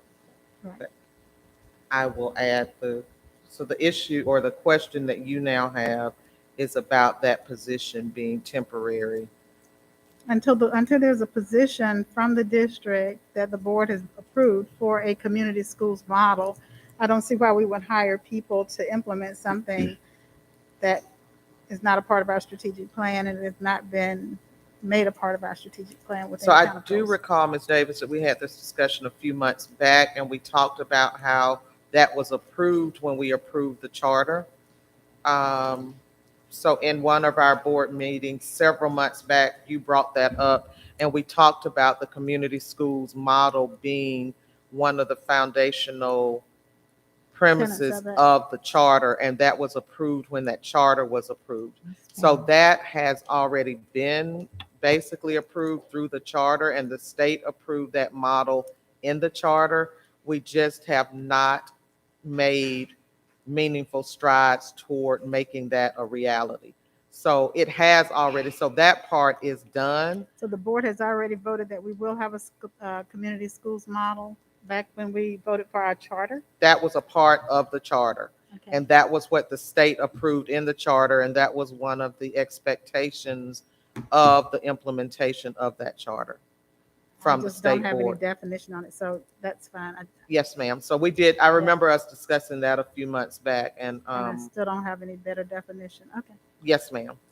Okay, are there any additional questions before we take action on 10-4? Mr. Davis? Yeah, I just want to back up what Dr. Thomas said. My understanding when we set up the LSGT system and that was the big step towards community schools, and that my disappointment has been that they have not gone as strongly in that direction as I had anticipated, because they were to form their own partners within the community, and I'm not saying some LSGT teams have not done that, but to me it's, you know, of course we've had some things distracting us, but you know, we've, in my opinion, during the whole process of working with the LSGTs and setting those up, that was kind of like the key ingredient for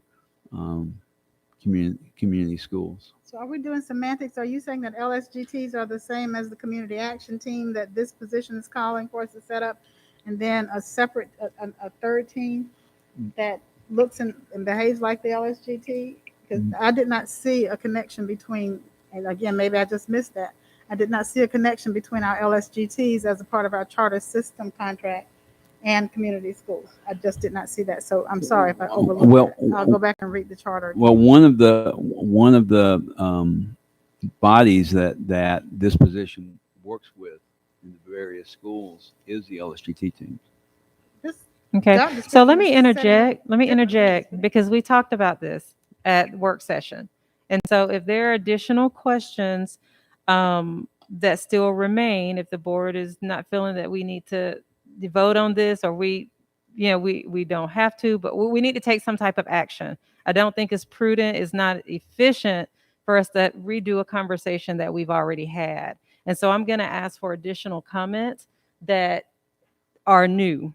If there's something new, I heard that the position is now, it seems different, I'm going to encourage the board to talk about that rather than have conversations and prolong the hour. I mean, it's a very important conversation, and I certainly respect our thoughts and opinions about it, but I do want to move us forward as well. So are there any additional new conversations or new concerns that were not there, new questions that were not there a couple of weeks ago?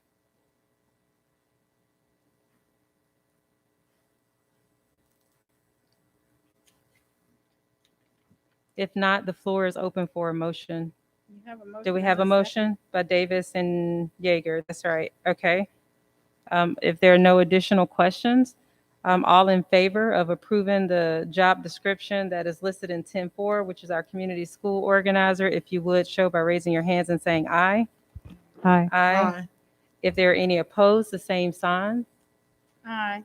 Aye. Okay, we have one. Did any abstain? Okay.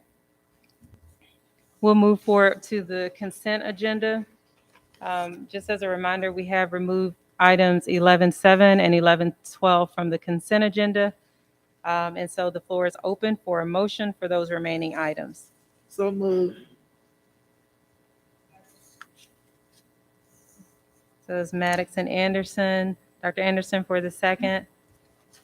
All right, this is our consent agenda. So all in favor of adopting those items on consent agenda, that would be 11.1, 11.2, 11.3, 11.4, 11.5, 11.6, and then 11.8, 11.9, 11.10, and 11.11 for my records. If you would, all of those in favor, if you would, raise your hands and say aye. Aye. Any opposed, the same sign. Okay, any abstaining? All right, that motion carries. We'll move to section 12. 11:7. Okay, are they still under the consent item or did we move? I thought we moved them under other action items. Okay. Let me see. Okay.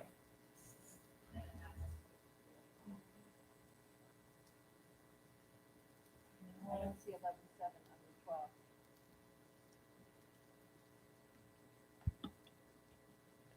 Eleven to 7 is about the ADA 504 coordinator.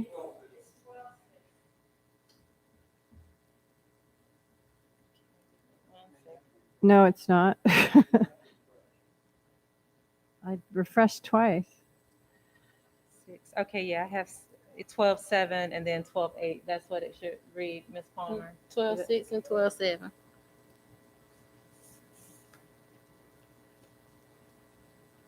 I have on my agenda 12.1, the approval of Title X, Title 9 coordinator, approval of central office network is 12.2, appointment of the district hearing officer is 12.3, 12.4 is action related to CCSD ACC joint meeting. Then 12.5 is action related to the first school board community at large. 12.6 is appointment of the ADA. Yeah, okay. 12.7 approval of the renewal of the student information system. Okay, and then 12.8 Yep, is I'm with action you. to I'm with approve you. the emergency. Okay, all right. Thank you all for your help with that. Okay, so we'll move forward to section 12, item 12.1, and this is the action to approve the Title IX coordinator. I so moved. Okay, Ms. Davis made a motion. Is there a second? Second. All right, Dr. Maddox made a second. Any follow-up questions or concerns? I think Mrs. Hall had those questions and she's not here. What was that? Mrs. Hall had those questions, she's not here. Oh, okay.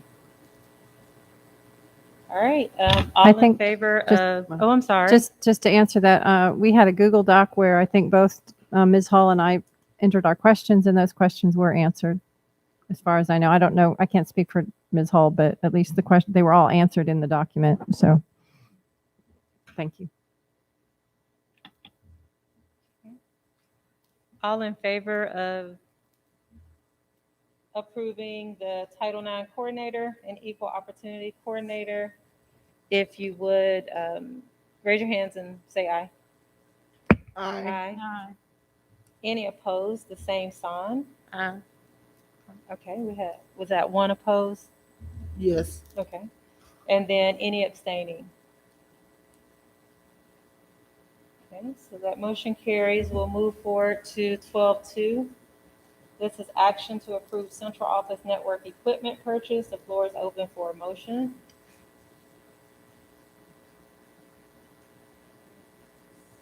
Okay, Dr. Anderson Second. and Yeager. Any follow-up concerns or questions? I do have a question. When does this go into effect? No, when? Yeah. Yeah, when does this go up and running? The move is scheduled for December. And then this is a one-time payment? Is this a one-time payment? Like, this big. Yeah, that's what I'm saying. This one time, that's why it's so big. Okay. Thank you. Additional questions? Okay. Oh, wait, one more.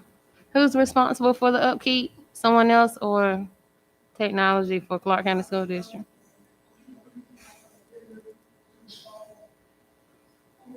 Mm-hmm. Okay. Thank you. Okay, all in favor of approving the central office network equipment purchase, if you would raise your hand, say aye. Aye. Any opposed, same sign. Okay, and any abstaining? Okay, we'll move forward to item 12.3, the appointment of a district hearing officer. The floor is open.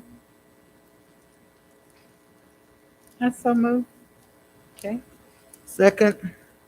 all right, so Ms. Davis made the motion, Dr. Maddox the second. Any follow-up questions? Okay, all in favor of adopting the appointment of the district hearing officer, if you would, raise your hand and say aye. Aye. Aye. Aye. All opposed? Or any opposed? And any abstaining? Okay. 12.4 is the action related to CCSD ACC joint meeting. The floor is open.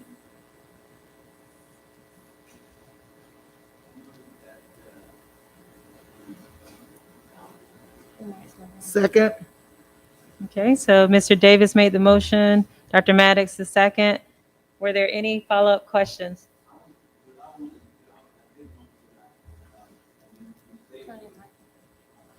Ms. Davis was totally right that we've never voted on something like this before, but we have voted on who represents us at the Georgia School Board Association and that type of thing. And so I just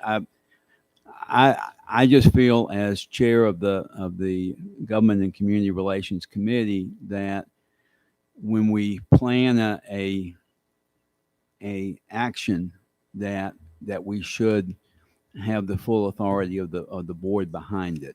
And so that's why I've brought it forward for consideration by the board. Okay. All right, so we have a motion and a second. Are there any additional questions that have not been answered? Any new questions that have developed? I don't know if it was a question last time, but this is government entity to government entity, and it's a practice. So I'm not sure why we would be voting on it, but did I say that last time? What's that? That this was a government entity to government entity meeting, and I'm not sure why we're voting on it. I thought that was established as a part of us being a government entity. I don't know. Where is it written that we do this? It's a practice, right? Well, I was kind of, and I may be wrong, Linda, on this, but it just seems to me that like when we vote who represents Envision Athens from this board, I mean this is part of our outreach as a board, individually, but we send one person to represent us. So I can't make that. I just figured that there was no harm in us voting for this. I'm not suggesting that there's harm in doing it, but this is a situation where it's the full board and the full commission. It's government to government. So I'm not sure why we're voting, but it's fine. Okay, so we'll move forward. Yeah, I would encourage you all to definitely, continue those conversations, because I know there are some things coming out of that committee that will have implications for the board. We do have we have a motion on the floor. It's been seconded. All in favor of approving, what is this, 12.4? Yes. Yep, 12.4. If you would, raise your hands and say aye. Aye. Aye. Any opposed? And any abstaining?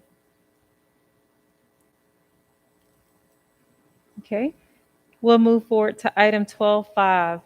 This is the action related to the first school board community at large gathering. Um, The floor is open for a motion. So moved. Second. Okay, so Mr. Davis and Dr. Maddox made a second. Any follow-up questions?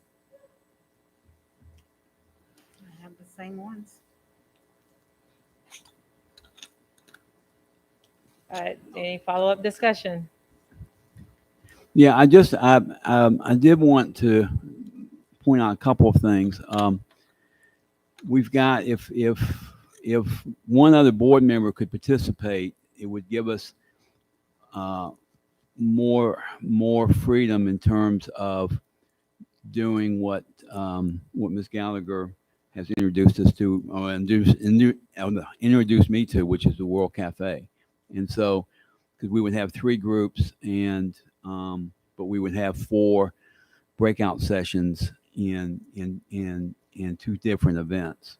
And so, I just kind of put that out there, that it's not too late and I understand people have scheduling issues and that type of thing, but if. And so, Mr. Davis, if any additional person can, Right, I think I need to reach out to you as Okay, well. But okay. if any additional person can participate, if you would let Mr. Davis and the committee know. And the other thing is that, in this proposal that we're voting on, we are asking all board members to, submit questions and also to recommend people to participate in this event. And so, there's specific timelines there so that we can move very quickly, because if, with the numbers that we're inviting are based on as if we were doing it face to face, which would be tables of 1 board member and 7 participants. Okay. So so that's where the 49 came from in terms of participants. But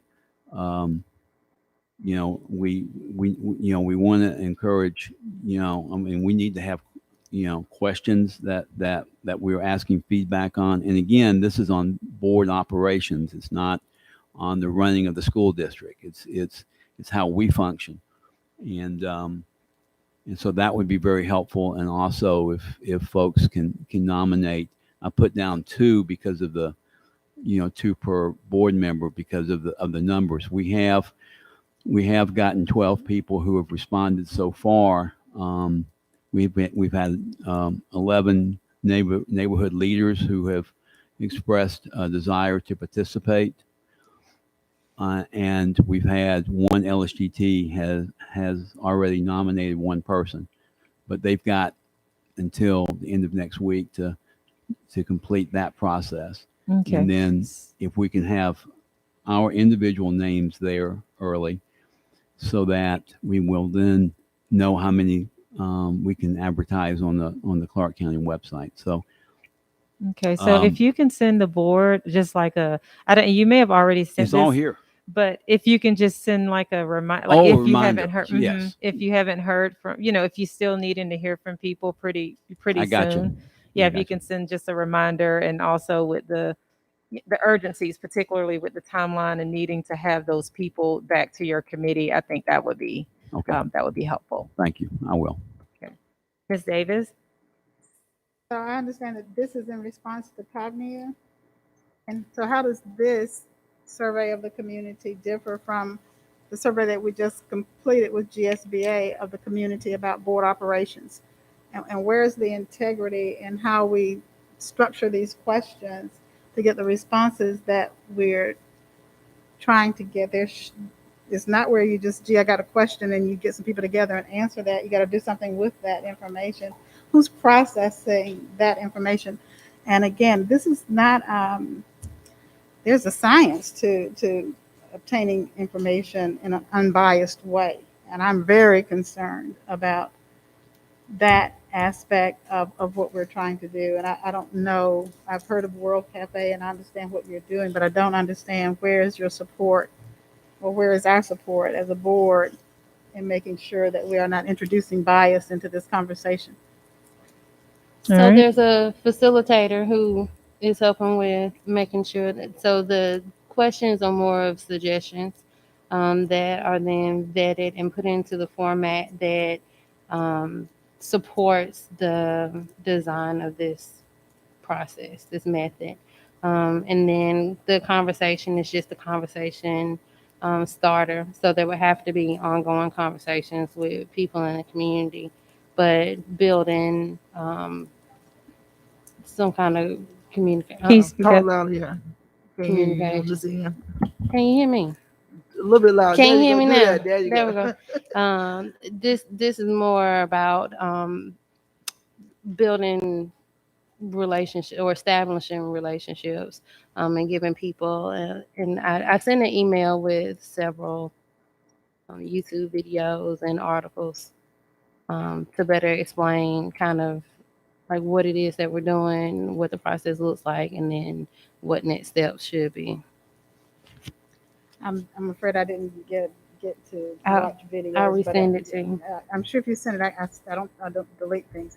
But again, my question is, who is managing this process? Is this something that the board has elected to do, and where's our staff to do that? Yeah, and Or so- is this something that the district is doing in concert or in partnership?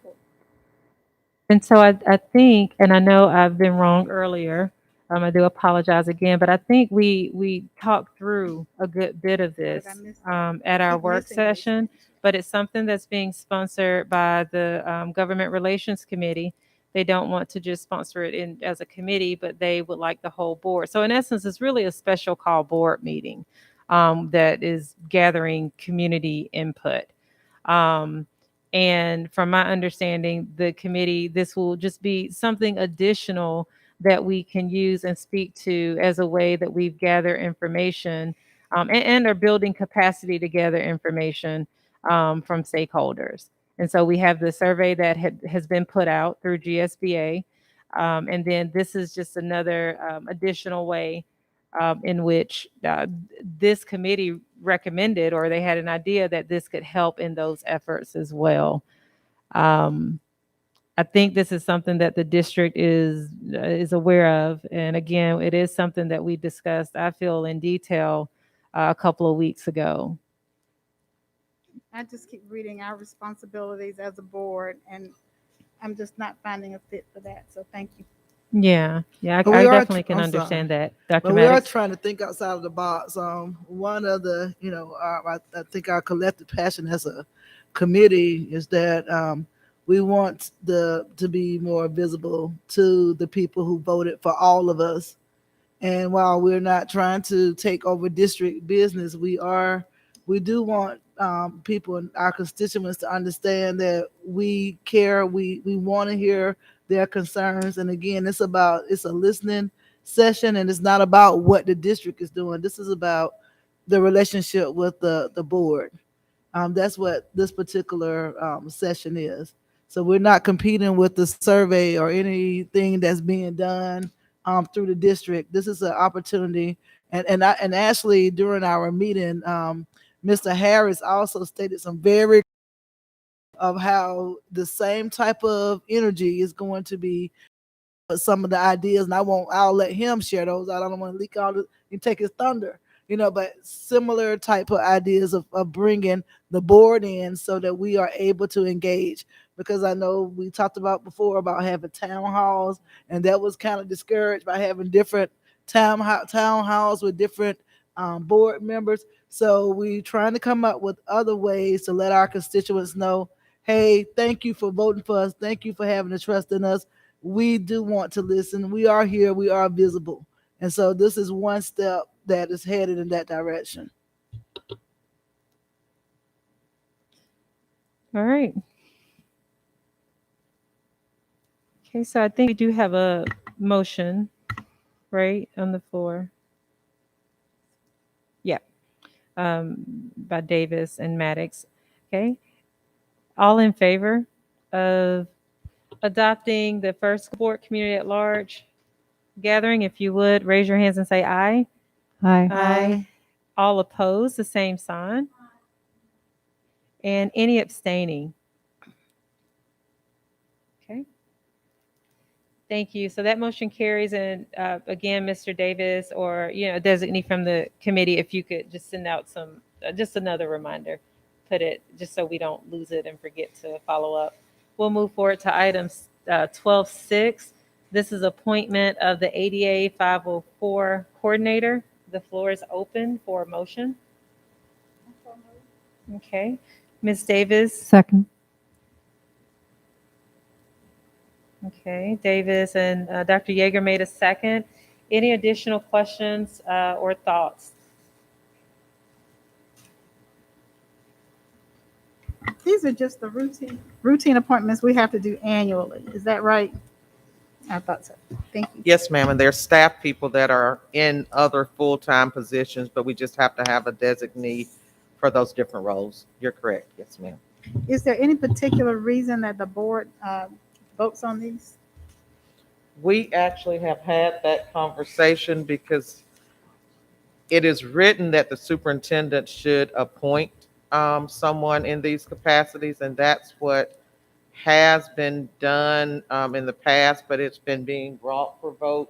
So we've continued that, but Dr. Blankenship and I had that discussion, and she had actually reached out to Attorney Pruitt about some of that. So I think it's probably more tradition because they're not employment positions. It is just a assignment of individuals' jobs. It's just a job duty in addition to what their primary job responsibility is. I appreciate it. I just was curious. Yes, ma'am. as to We why. were too. Okay. All in favor of adopting the appointment of the ADA 504 coordinator, if you would raise your hands and say aye. Hi. Aye. All opposed, or any opposed, the same sign. And any abstaining. 12.7 is the renewal of the Student Information System Infinite Campus. The floor is open for a motion. I so move. All right. Second. All right. The floor is open for any additional questions or concerns.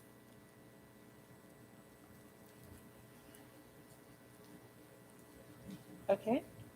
All in favor of approving the Student Information System Infinite Campus, if you would show by raising your hands and saying aye. Hi. Aye. Aye. Any opposed? Aye. Okay, we have one opposed and any abstaining. Okay, that motion carries. Moving forward to 12.8, this is our action to approve emergency paid sick leave.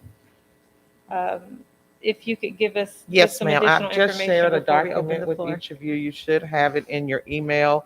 But in reflecting, as I said, I've been out for about 2 weeks, so the team laughed about me coming back with a lot of ideas. And one of the things that I had a lot of time to think about related to our local emergency paid leave.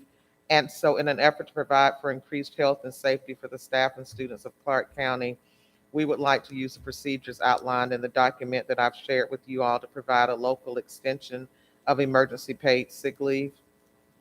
Right now, we're asking for that extension through September 30th, but we will extend that based on what the conditions are at that time. So it would be my recommendation, I'm sorry, I'm trying to scroll, that the board would approve a local extension of emergency paid sick leave as presented until time that similar provisions are enacted at the state or federal level, or September 30th, 2021, whichever comes first. And this would provide leave for teachers who have contracted the COVID virus since they were due to infection in their classrooms. And it also will address other needs on a case-by-case basis. So we will look at quarantines on a case-by-case basis based on exposure and location of exposure. And so we would like to be, and this will be retroactive for teachers. No, that's good. And it looked like there was, All staff, I'm sorry, not just teachers, I apologize. it looked like there was also a provision for if they get a vaccine, you would allow them to use this same process to Yes. take a day or two to get off or get Yes, better from the ma'am, if they vaccine. were to That's become great. ill Thank after you. The vaccine, yes. Great. Does this cover if they have children who get sick? Ma'am, Does this cover if they have children who get sick? it does not. That would be the family medical thing extension. But it's still under COVID. I'm curious. No. I just want to make sure. Yeah.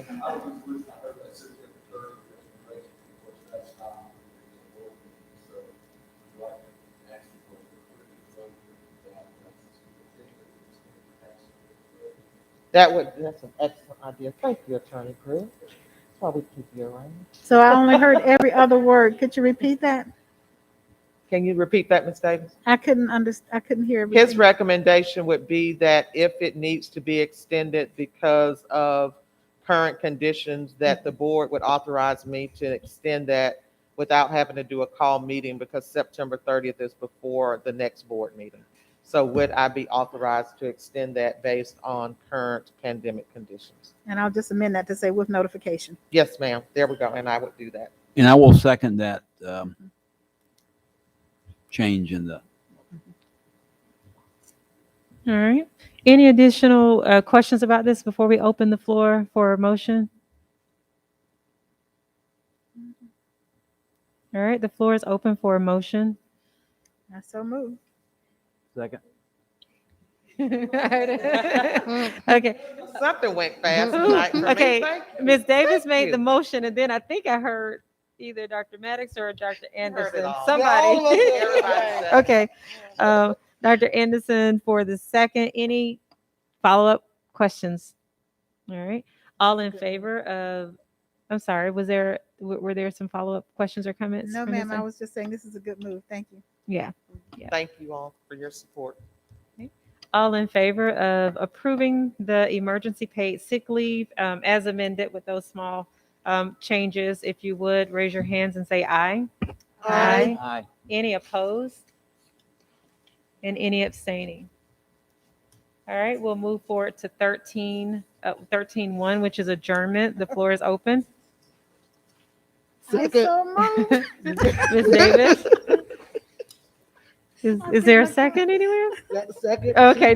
Okay. Okay. She made a motion. I second. Okay, Dr. Maddox made a second. Seeing there are no objections, we are adjourned at 8:46. Good job. Thank you and have a good evening.